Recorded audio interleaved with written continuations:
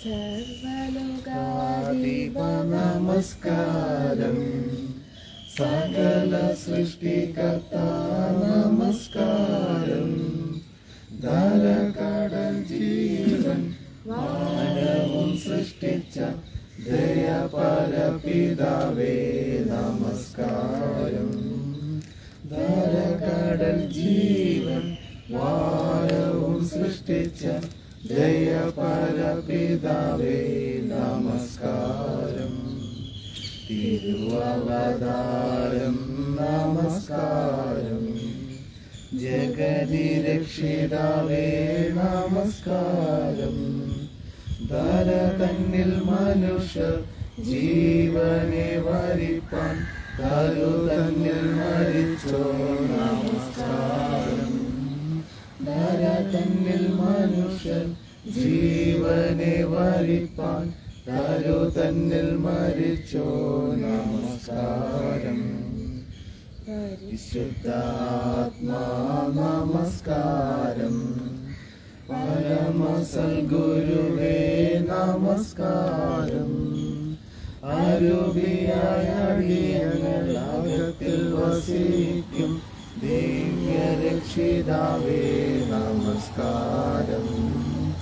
അരൂപിയായ അടിയങ്ങൾ അകത്തിൽ വസിക്കും ദിവ്യരക്ഷിതാവേ നമസ്കാരം. തൊഴിലുള്ളോ നമസ്കാരം. ത്രിയേകനാഥ നമസ്കാരം. കർത്താധികർത്ത കാരുണ്യകടലെ പ്രപഞ്ചത്തിൻ പിതാവേ നമസ്കാരം. കർത്താധികർത്ത കാരുണ്യകടലെ പ്രപഞ്ചത്തിൻ പിതാവേ നമസ്കാരം. ഇത് യഹോവ ഉണ്ടാക്കിയ ദിവസം. ഇന്ന് നാം സന്തോഷിച്ച് ആനന്ദിക്കാം. ദൈവം ആത്മാവാകുന്നു. അവിടുത്തെ നമസ്കരിക്കുന്നവർ ആത്മാവിലും സത്യത്തിലും നമസ്കരിക്കണം. സകല ഭൂവാസികളുമായുള്ളവരെ യഹോവയ്ക്ക് ആർപ്പിടുവിൻ. സന്തോഷത്തോടെ യഹോവയെ സേവിപ്പിൻ. സംഗീതത്തോടെ അവിടുത്തെ സന്നിധിയിൽ വരുവിൻ. യഹോവ തന്നെ ദൈവമെന്നറിവിൻ. അവിടുന്ന് നമ്മെ ഉണ്ടാക്കി. നാം ദൈവത്തിനുള്ളവരാകുന്നു. സർവശക്തനായ ദൈവമേ, അങ്ങയ്ക്ക് സകല ഹൃദയങ്ങളും തുറന്നിരിക്കുന്നവയും സകല ആഗ്രഹങ്ങളും അറിയപ്പെട്ടവയുമാകുന്നു. അങ്ങിൽ നിന്ന് രഹസ്യങ്ങളൊന്നും മറഞ്ഞിരിക്കുന്നില്ല. ഞങ്ങളങ്ങയെ പൂർണ്ണമായി സ്നേഹിക്കുവാനും അങ്ങയുടെ പരിശുദ്ധ നാമത്തെ യോഗ്യമായി മഹത്വപ്പെടുത്താനും പരിശുദ്ധാത്മാവിൻ്റെ വിശ്വാസത്താൽ ഞങ്ങളുടെ ഹൃദയങ്ങളെയും നിലവുകളെയും ഞങ്ങളുടെ കർത്താവായ യേശുക്രിസ്തു മൂലം വെടിപ്പാക്കണമേ. ആമേൻ. ദൈവനാമ സ്തുതിക്കും മഹത്വത്തിനുമായി 16-ാമത്തെ പാട്ട് നമുക്ക് ഒരുമിച്ച് ചേർന്ന് പാടാം. 16-ാമത്തെ പാട്ട്. എന്നിടയൻ യഹോവ പിതാവാം, ഒന്നും എനിക്ക് കുറഞ്ഞു വരാം എന്നുള്ള പാട്ട്. എന്നിടയൻ യഹോവ പിതാവാം, ഒന്നുമെനിക്കു കുറഞ്ഞു വരാം. എന്നെ അവൻ തൃണമുള്ളതലേ എന്നും മേയിച്ചിടുന്നു പരൻ. എന്നിടയൻ യഹോവ പിതാവാം, ഒന്നുമെനിക്കു കുറഞ്ഞു വരാം. ശാന്തജലത്തരികിൽ കിടത്തി താന്തിരിക്കുന്നിതെന്നാത്മനെയും തൻ തിരുനാമമുഖാന്തരം താൻ സന്തതം നീതിയിൽ നടത്തുമെന്നെ. എന്നിടയൻ യഹോവ പിതാവാം, ഒന്നുമെനിക്കു കുറഞ്ഞു വരാം. കർത്തനോടു തൻ കോൽവഴിയും നിത്യമെന്നാത്മനശ്വാസജയം. മൃത്യുവിൻ താഴ്വര ദുർഘടവും സത്യമായി ഞാൻ ഭയപ്പെടുകയില്ല. എന്നിടയൻ യഹോവ പിതാവാം. ഒന്നുമെനിക്കു കുറഞ്ഞു വരാ, ശത്രുക്കൾ കാൺകെയെനിക്കു പരൻ സദ്യവൊരുക്കിയാനന്ദതൈലം വാർത്താഭിഷേകം ചെയ്യുന്നുവല്ലോ. മനമതിലാനന്ദം കവിഞ്ഞിടുന്നു എന്നിലയൻ യഹോവാ പിതാവാം. ഒന്നുമെനിക്കു കുറഞ്ഞു വരാ, എന്നിഹവാഴ്ചയിൽ നന്മ കൃപ എന്നുമേ പിന്തുടരും നിജമേ.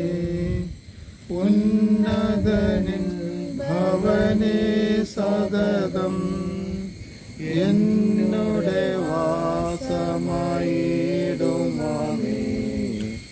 എന്നിലയൻ യഹോവാ പിതാവാം. ഒന്നുമെനിക്കു കുറഞ്ഞു വരാം. നമുക്ക് മൂന്നാം പുറത്തിൽ കാണുന്ന സ്തുതി ലിത്താനികൾ ചൊല്ലാം. ആരാധനക്രമം മൂന്നാം പുറം, അഞ്ചാമത്തെ സ്തുതി ലിത്താനികൾ. ദൈവമേ, സിയോനിൽ സ്തുതി അങ്ങേക്ക് യോഗ്യം, അങ്ങേക്ക് തന്നെ നേർച്ച കഴിക്കുന്നു. യഹോവയുടെ വാതിലുകളിൽ സ്തോത്രത്തോടും അവിടുത്തെ പ്രാകാരങ്ങളിൽ സ്തുതിയോടും കൂടെ വരുവിൻ. യഹോവയ്ക്ക് സ്തോത്രം ചെയ്ത് അവിടുത്തെ നാമത്തെ വാഴ്ത്തുവിൻ. യഹോവ നല്ലവനെന്ന് അവിടുത്തെ ദയ എന്നേക്കുമുള്ളത്, അവിടുത്തെ വിശ്വസ്തത തലമുറ തലമുറയായി നിൽക്കുന്നു. വരുവിൻ, നാം ഉണങ്ങി നമസ്കരിക്കുക, നമ്മെ നിർമ്മിച്ച യഹോവയുടെ മുമ്പിൽ മുട്ടുകുത്തുക. അവിടുന്ന് നമ്മുടെ ദൈവമാകുന്നു, നാം അവിടുന്ന് നീക്കുന്ന ജനവും അവിടുത്തെ കൈക്കലെ ആടുകളും തന്നെ. യഹോവയുടെ പർവ്വതത്തിൽ ആര് കയറും? അവിടുത്തെ വിശുദ്ധ സ്ഥലത്ത് ആര് നിൽക്കും? വെടിപ്പുള്ള കൈയും നിർമ്മല ഹൃദയമുള്ളവൻ, രാജ്യത്തിന് മനസ്സ് വയ്ക്കാതെയും കള്ളസത്യം ചെയ്യാതെയും ഇരിക്കുന്നവൻ. ഞങ്ങളുടെ പിതാവായ ദൈവമായ കർത്താവിൻ്റെ പക്കൽ കരുണയും മോചനവും ഉണ്ട്. ഞങ്ങളോ ദൈവത്തോട് മത്സരിച്ചു.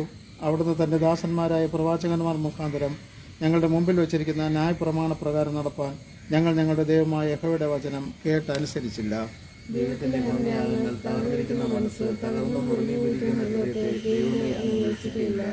അധ്വാനിക്കുന്നവരും ഭാരം ചുമക്കുന്നവരുമായുള്ളവരെ എല്ലാവരും എൻ്റെ അടുക്കൽ വരുവിൻ, ഞാൻ നിങ്ങളെ ആശ്വസിപ്പിക്കും. ഞാൻ എഴുന്നേറ്റ് അപ്പന്റെ അടുക്കൽ ചെന്ന് അവിടത്തോട്, അപ്പ ഞാൻ സ്വർഗത്തോടും അങ്ങയോട് പാപം ചെയ്തിരിക്കുന്നു എന്ന് പറയുന്നു. നമുക്ക് ഒരുമിച്ച് പ്രാർത്ഥിക്കാം.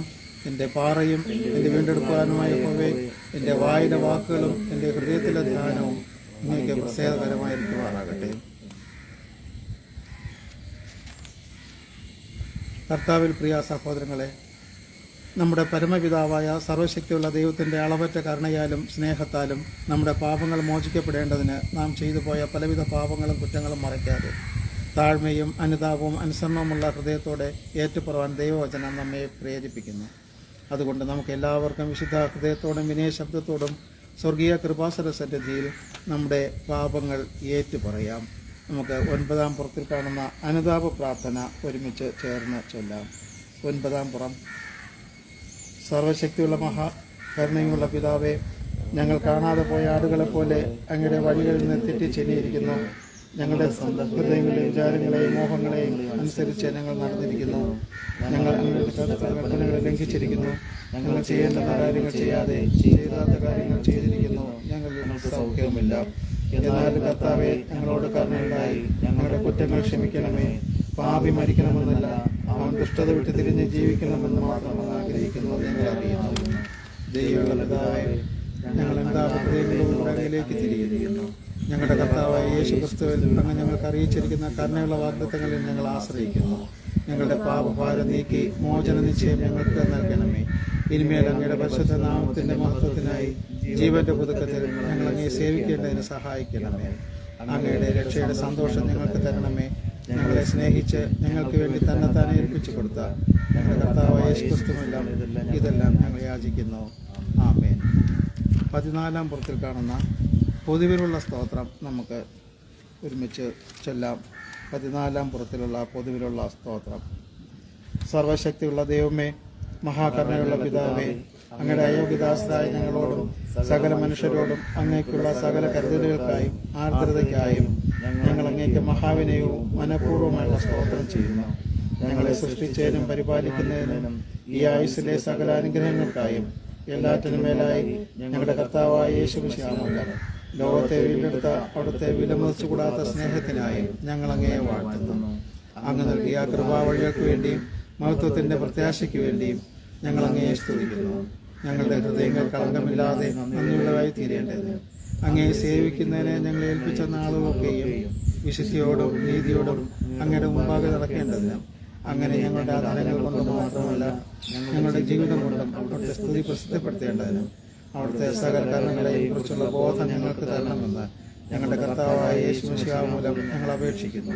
പിതാവിനും പുത്രനും പരിശുദ്ധാത്മാവിനും സകല ബഹുമാനവും മഹത്വവും കാലാവസാനം കൂടാതെ ഉണ്ടായിരിക്കണമേ. ആമേൻ. നമുക്ക് ദൈവനാമ മഹത്വത്തിനായിട്ട് 414 പാട്ട് പാടാം.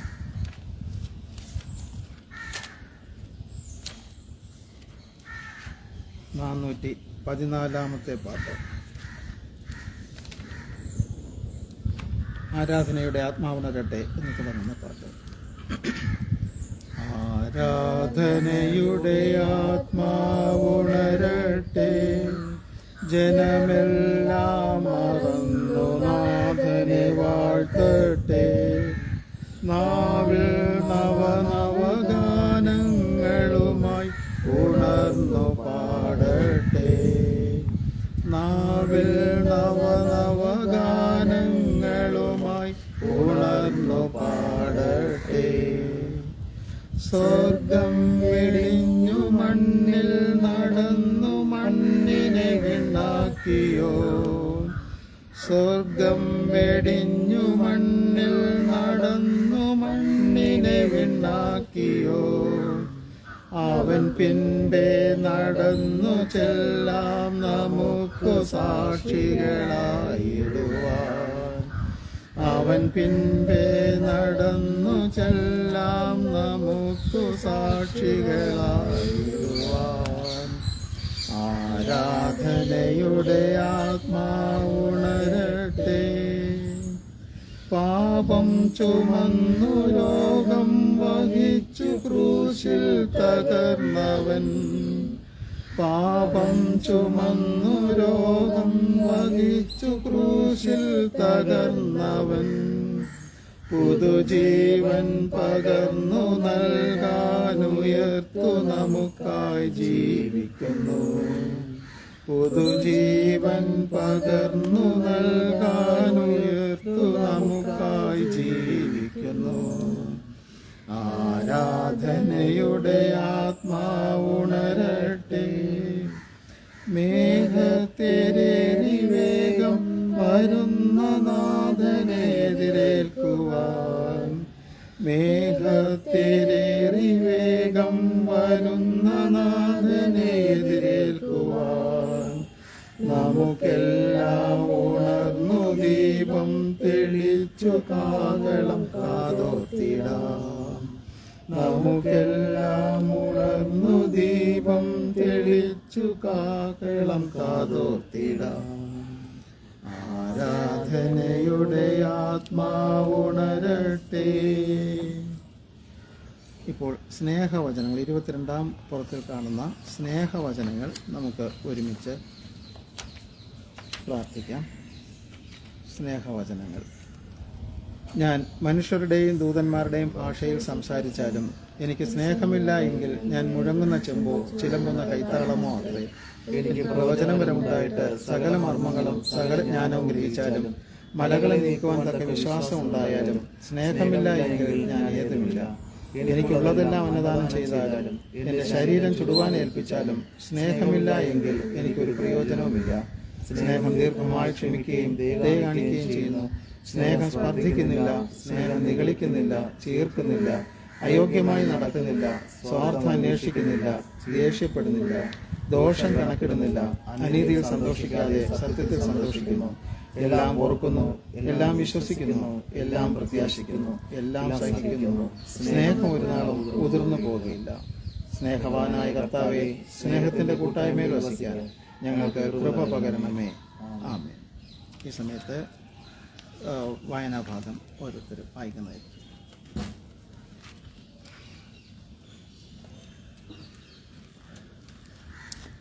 സങ്കീർത്തനങ്ങൾ 1 നമുക്ക് ചേർന്ന് വായിക്കാം. സങ്കീർത്തനങ്ങൾ 1. ദുഷ്ടന്മാരുടെ ആലോചന പ്രകാരം നടക്കാതെയും പാപികളുടെ വഴിയിൽ നിൽക്കാതെയും പരിഹാസികളുടെ ഇരിപ്പിടത്തിൽ ഇരിക്കാതെയും യഹോവയുടെ ന്യായപ്രമാണത്തിൽ സന്തോഷിച്ച് അവന്റെ ന്യായപ്രമാണത്തെ രാപ്പകൽ ധ്യാനിക്കുന്നവൻ ഭാഗ്യവാൻ. അവൻ ആറ്റരികത്ത് നട്ടിരിക്കുന്നതും തക്ക കാലത്ത് ഫലം കായ്ക്കുന്നതും ഇലവാടാത്തതുമായ വൃക്ഷം പോലെ ഇരിക്കും. അവൻ ചെയ്യുന്നതൊക്കെയും സാധിക്കും. ദുഷ്ടന്മാർ അങ്ങനെയല്ല, അവർ കാറ്റുപാറ്റുന്ന പദം പോലെ അത്രേ. ആകയാൽ ദുഷ്ടന്മാർ ന്യായവിസ്താരത്തിലും പാപികൾ നീതിമാന്മാരുടെ സഭയിലും നിവർന്നു നിൽക്കില്ല. യഹോവ നീതിമാന്മാരുടെ വഴി അറിയുന്നു, ദുഷ്ടന്മാരുടെ വഴിയോ നാശകരമാകുന്നു. ഇതാവനും പുത്രനും പരിശുദ്ധാത്മാവിനും മക്കളാട്ടെ. പഴയ നിയമ വേദഭാഗം യോശുവ 4-ാം അധ്യായം 1 മുതൽ 9 വരെയുള്ള വാക്യങ്ങൾ. യോശുവ 4-ാം അധ്യായം 1 മുതൽ 9 വരെയുള്ള വാക്യങ്ങൾ. ജനമൊക്കെയും യോർദാൻ കടന്നു തീർന്ന ശേഷം യഹോവ യോശുവയോട് കൽപ്പിച്ചത് എന്തെന്നാൽ, നിങ്ങൾ ഓരോ ഗോത്രത്തിൽ നിന്ന് ഓരോ ആൾ വീതം ജനത്തിൽ നിന്ന് 12 പേരെ കൂട്ടി അവരോട് യോർദാന്റെ നടുവിൽ പുരോഹിതന്മാരുടെ കാൽ ഉറച്ചു നിന്ന സ്ഥലത്തു നിന്ന് 12 കല്ലെടുത്ത് കരയ്ക്ക് കൊണ്ടുവന്ന് ഈ രാത്രി നിങ്ങൾ പാർക്കുന്ന സ്ഥലത്ത് വെക്കാൻ കൽപ്പിപ്പിൻ. അങ്ങനെ യോശുവ ഇസ്രായേൽ മക്കളുടെ ഓരോ ഗോത്രത്തിൽ നിന്ന് ഓരോ ആൾ വീതം നിയമിച്ചിരുന്ന 12 പേരെ വിളിച്ച് യോശുവ അവരോട് പറഞ്ഞത്, യോർദാന്റെ നടുവിൽ നിങ്ങളുടെ ദൈവമായ യഹോവയുടെ പെട്ടകത്തിന് മുൻപിൽ ചെന്ന് ഇസ്രായേൽ മക്കളുടെ ഗോത്രസംഖ്യയ്ക്ക് ഒത്തവണ്ണം നിങ്ങളിൽ ഓരോരുത്തൻ ഓരോ കല്ല് ചുമലിൽ എടുക്കണം. ഇത് നിങ്ങളുടെ ഇടയിൽ ഒരു അടയാളമായിരിക്കണം. ഈ കല്ല് എന്ത് എന്ന് നിങ്ങളുടെ മക്കൾ വരും കാലത്ത് ചോദിക്കുമ്പോൾ യോർദാനിലെ വെള്ളം യഹോവയുടെ നിയമപ്പെട്ടകത്തിൻ്റെ മുൻപിൽ 2 പിരിഞ്ഞത് നിമിത്തം തന്നെ എന്ന് അവരോട് പറയണം. അത് യോർദാനെ കടന്നപ്പോൾ യോർദാനിലെ വെള്ളം 2 പിരിഞ്ഞതുകൊണ്ട് ഈ കല്ല് ഇസ്രായേൽ മക്കൾക്ക് എന്നേക്കും ജ്ഞാപകമായിരിക്കണം. യോശുവ കൽപ്പിച്ചതുപോലെ ഇസ്രായേൽ മക്കൾ ചെയ്തു. യഹോവ യോശുവയോട് കൽപ്പിച്ചതുപോലെ ഇസ്രായേൽ മക്കളുടെ ഗോത്രസംഖ്യയ്ക്ക് ഒത്തവണ്ണം 12 കല്ല് യോർദാന്റെ നടുവിൽ നിന്ന് എടുത്ത് തങ്ങൾ പാർത്ത സ്ഥലത്ത് കൊണ്ടുപോയി വെച്ചു. യോർദാന്റെ നടുവിലും നിയമപ്പെട്ടകം ചുമന്ന പുരോഹിതന്മാരുടെ കാൽ നിന്ന സ്ഥലത്ത് യോശുവ 12 കല്ല് നാട്ടി. ഈ വാഴ്ചയുടെ തിരുവചന വിധഭാഗങ്ങളാൽ ദൈവം അനുഗ്രഹിക്കുമാറാകട്ടെ. ആമേൻ.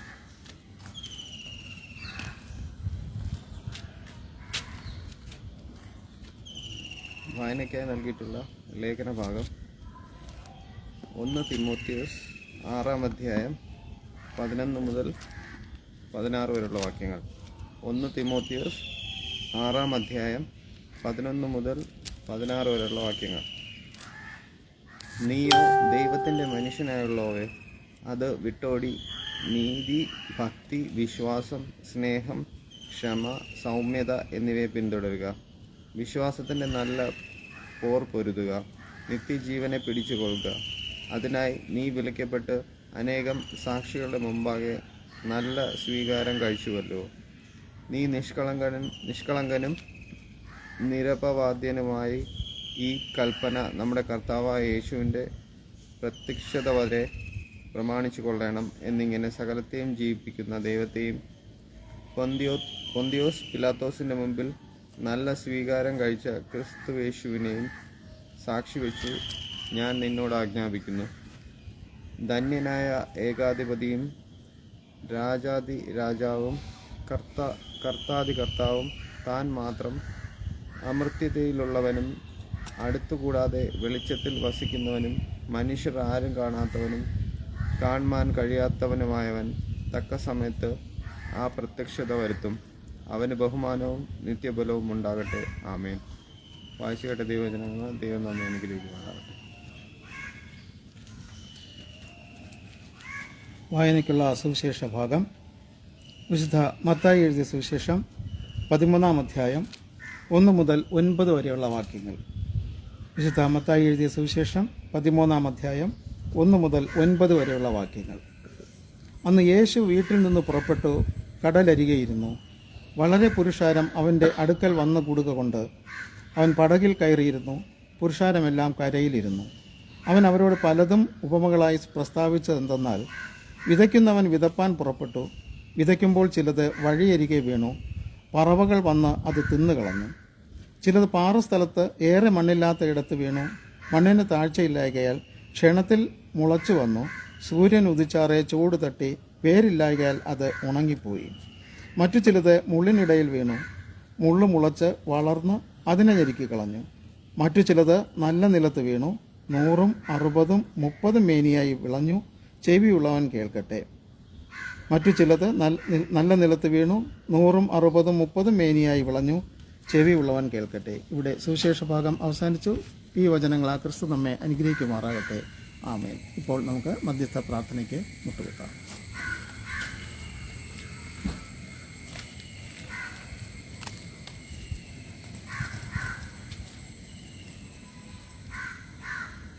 കർത്താവെ, സ്തോത്രം ചെയ്യുന്നു, സ്തുതിക്കുന്ന നാഥ, ഈ വിശുദ്ധ ദിവസത്തിൽ പരിശുദ്ധ ആരാധന ഞങ്ങൾ ജീവിതം കർത്താവെ അങ്ങയുടെ സന്നിധിയിൽ നിന്ന് ആരാധിക്കുവാൻ തന്ന വിലയേറിയ ഭാഗ്യത്തിനായി സ്തോത്രം ചെയ്യുന്നു.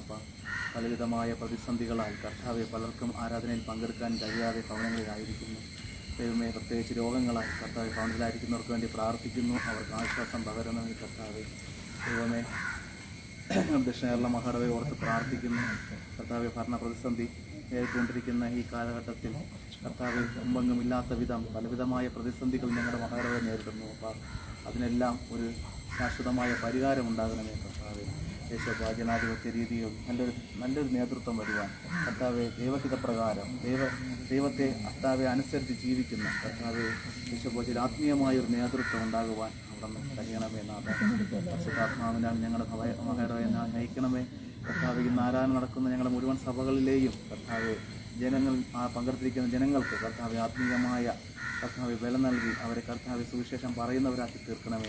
ഓരോരുത്തരും കർത്താവെ പരസ്പരം സുവിശേഷം പറയുന്നവരും ആത്മീയമായി കർത്താവെ ബലപ്പെടുന്നവരുമായി തീരണമേ കർത്താവെ. മറ്റുള്ളവരോട് സുവിശേഷം പറയുവാൻ തക്കവണ്ണം എല്ലാവരെയും ആത്മീയമായി കർത്താവെ വളർത്തണമേ, അനുഗ്രഹിക്കണമേ നാഥ. കർത്താവെ, ഇവിടെ കൂടിയിരിക്കുന്ന കർത്താവെ പ്രിയപ്പെട്ടവർക്കായി പ്രാർത്ഥിക്കുന്നു. ഈ പ്രതിസന്ധി ഘട്ടത്തിലും ഞങ്ങൾക്ക് ഒരുമിച്ച് ആരാധിക്കുവാൻ തന്ന വിലയേറിയ ഭാഗ്യത്തിനായി സ്തോത്രം ചെയ്യുന്നു. കർത്താവെ, ഞങ്ങളിൽ ആരാധനയിൽ ഒരുപാട് കുറവുകളുണ്ട്. എങ്കിലും അവിടെ നിന്ന് ഞങ്ങളെ ബലപ്പെടുത്തിയിരിക്കുന്നതിനായി സ്തോത്രം ചെയ്യുന്നു. ഞങ്ങൾ മനസ്സ് മടുത്തു പോകാതെ കർത്താവെ ഓരോ ആഴ്ചയും ആത്മീയമായി ഞങ്ങൾ കർത്താവെ വളർന്നു വരുന്നതിനായി സ്തോത്രം ചെയ്യുന്നു. കർത്താവെ, വചനം സുശേഷിക്കുന്ന കർത്താവെ സാറിനായി പ്രാർത്ഥിക്കുന്നു. കർത്താവെ അവിടെ നിന്ന് ബലപ്പെടുത്തി അനുഗ്രഹിക്കണം. ആരോഗ്യമായി കർത്താവെ കാത്തുകൊള്ളണം. ഒരുപാട് ബലഹീനനാണ് ദൈവമേ കർത്താവെ, അങ്ങനെ കാത്തുകൊള്ളണേ, അനുഗ്രഹിക്കണമേ കർത്താവെ. മറ്റുള്ളവർക്കായി പ്രാർത്ഥിക്കുന്നു. കർത്താവെ, സാമ്പത്തികമായി ബുദ്ധിമുട്ട് അനുഭവിക്കുന്നവരുണ്ട്, ആരോഗ്യപരമായി ബുദ്ധിമുട്ട് അനുഭവിക്കുന്നവരുണ്ട്. കർത്താവെ, അവരെല്ലാം അനുഗ്രഹിക്കണമേ നാഥ. കേട്ടതിനായി സ്തോത്രം. പ്രിയ പിതാവേ, വീണ്ടും വേഗം വരുന്ന ഏറ്റവും കാസനായ യേശു ക്രിസ്തുവിന്റെ തന്നെയുള്ള നമുക്ക് തന്നെ സ്വർഗസ്നായ ഞങ്ങളുടെ പിതാവേ,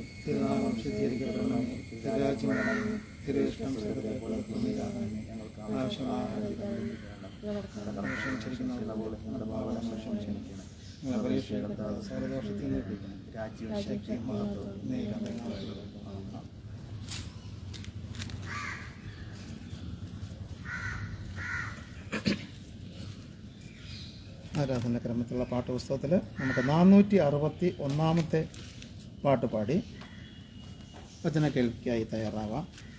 461 പാട്ട്.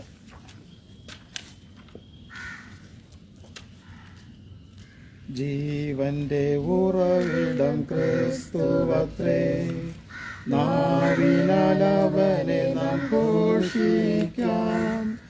അവനത്രേ എൻ പാപഹരൻ, തൻ ജീവനാൽ എന്നെയും വീണ്ടെടുത്തു. അവനത്രേ എൻ പാപഹരൻ, തൻ ജീവനാൽ എന്നെയും വീണ്ടെടുത്തു. താഴ്ചയിലെനിക്കവൻ തണലേകി, താങ്ങി എന്നെ വീഴ്ചയിൽ വഴി നടത്തി.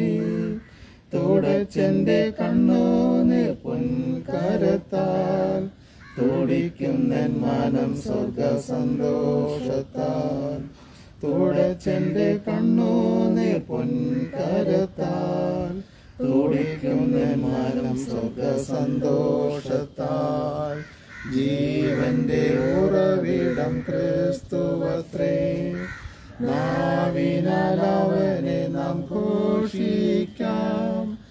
അവനത്രേ എൻ പാപഹരൻ, തൻ ജീവനാൽ എന്നെയും വീണ്ടെടുത്തു. അവനത്രേ എൻ പാപഹരൻ, തൻ ജീവനാൽ എന്നെയും വീണ്ടെടുത്തു. നമുക്കു മുൻ ചെന്നതാം വിശുദ്ധന്മാരാൽ അലങ്കൃതമായ തിരുവചനം അനുദിനം തരുമവൻ പുതുശക്തിയാൽ. അനുഭവിക്കും അതിസന്തോഷത്താൽ അനുദിനം തരുമവൻ പുതുശക്തിയാൽ. അനുഭവിക്കും അതിസന്തോഷത്താൽ. ജീവന്റെ ഉറവിടം ക്രിസ്തുവത്രേ, നാവിനാൽ അവനെ നാം സൂക്ഷിക്കാം.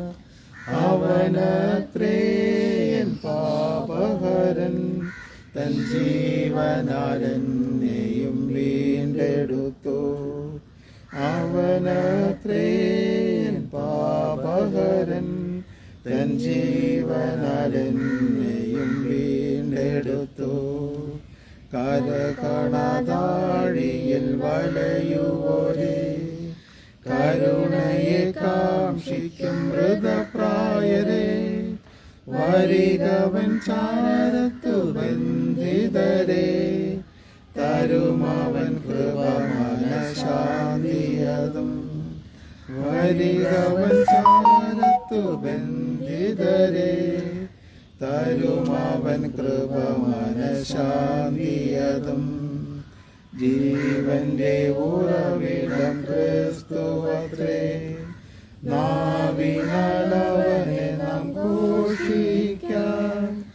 അവനത്രേ എൻ പാപഹരൻ, തൻ ജീവനാൽ എന്നെയും വീണ്ടെടുത്തു. അവനത്രേ എൻ പാപഹരൻ, തൻ ജീവനാൽ എന്നെയും വീണ്ടെടുത്തു. നമുക്ക് പ്രാർത്ഥിക്കാം.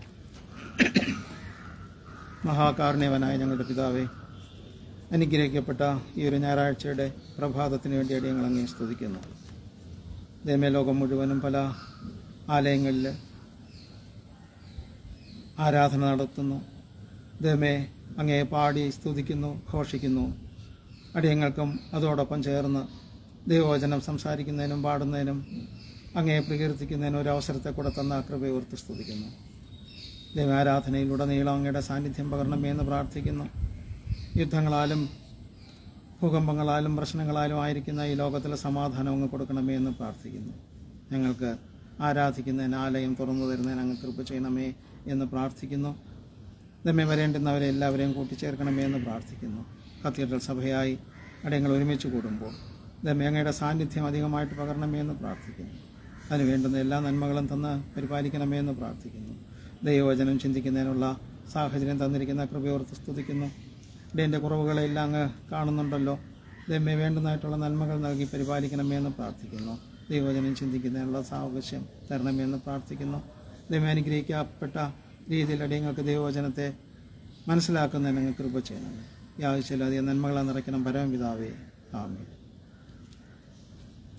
നമുക്ക് എല്ലാവർക്കും അറിയാവുന്ന വളരെ പരിചിതമായിട്ടുള്ള ഒരു ഭാഗമാണ് ഇന്നത്തെ ചിന്തയ്ക്ക് വേണ്ടിയിട്ട് എടുത്തിട്ടുള്ളത്. യേശുക്രിസ്തുവിൻ്റെ പരസ്യ ശുശ്രൂഷയിൽ വളരെ വ്യക്തമായിട്ട് ദൈവവചനത്തെക്കുറിച്ച്, ആത്മാവിനെക്കുറിച്ച്, ജീവനെക്കുറിച്ച് എല്ലാം എടുത്തു പറഞ്ഞിട്ടുള്ള ഒരു ഭാഗമാണ് വിശുദ്ധ മത്തായി സുവിശേഷം 13-ാം അധ്യായത്തിൻ്റെ 1 മുതൽ 9 വരെ ഇന്ന് തന്നിട്ടുള്ള വായനാ ഭാഗം. അതിനകത്ത് വിതയ്ക്കുന്നവൻ്റെ ഉപമ എന്നാണ് പറഞ്ഞിട്ടുള്ളത്. വിതയ്ക്കുന്നവൻ്റെ ഉപമ. അപ്പോൾ വിതയ്ക്കുന്നവനെ പ്രത്യേകിച്ച് ഉപമിക്കണമെന്നുണ്ടെങ്കിൽ അതിനെ മറ്റൊരു സംഭവമായിട്ട് ബന്ധപ്പെടുത്തിയിരിക്കുന്നു എന്ന് സാരം. വിതയ്ക്കുന്ന കാര്യം നമുക്ക് എല്ലാവർക്കും അറിയാം. വയലിൽ ആവശ്യമായിട്ടുള്ള സാഹചര്യങ്ങൾ ഒരുക്കി അതിന് വേണ്ടുന്ന മണ്ണ് വെട്ടിക്കിളച്ച് എല്ലാ സൗകര്യങ്ങളും ചെയ്ത് വെള്ളം പര്യാപ്തമായ രൂപത്തിൽ കൊടുത്ത് അവിടെ വിത്തിട്ട് വിതയ്ക്കുന്നത് നമ്മൾ പലപ്പോഴും കണ്ടിട്ടുണ്ട്.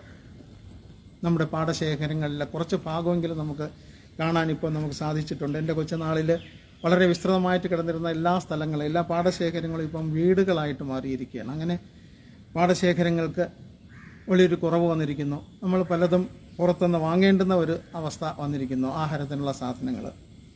അപ്പോൾ വേദപുസ്തകത്തിൽ പറയുന്ന തരത്തിലുള്ള ഒരു കാഴ്ചപ്പാടല്ല ഇന്നുണ്ടായിരിക്കുന്നത് എന്ന് പ്രത്യേകം ഓർമ്മിക്കുക. കാരണം അന്നുണ്ടായിരുന്ന കൃഷി രീതികളൊന്നും ഇന്ന് നിലവിലില്ല. യഹൂദന്മാരുടെ ഇടയിൽ കൃഷിക്ക് വളരെയധികം പ്രാധാന്യം കൊടുത്തിരുന്നു. അത് ഇന്നും അവിടെ നിലനിൽക്കുകയും ചെയ്യുന്നുണ്ട്. എന്നാൽ നമ്മുടെ നാട്ടിൽ അത് പലപ്പോഴായിട്ട് കുറേശ്ശെ ശോഷിച്ചു കൊണ്ടിരിക്കുകയാണ്. ഇവിടെ വിതയ്ക്കുന്നവൻ വിത്തുമായിട്ട് പോകുന്ന ഒരു രംഗം നമ്മുടെ മനസ്സിനകത്ത് യേശുക്രിസ്തു വരച്ച് കാണിക്കുകയാണ്. ആ വിത്തുമായിട്ട് പോകുന്ന സമയത്ത് അതിനകത്തുള്ളൊരു പ്രത്യേകത, വിതച്ചു തുടങ്ങുന്ന സമയത്ത് കുറേ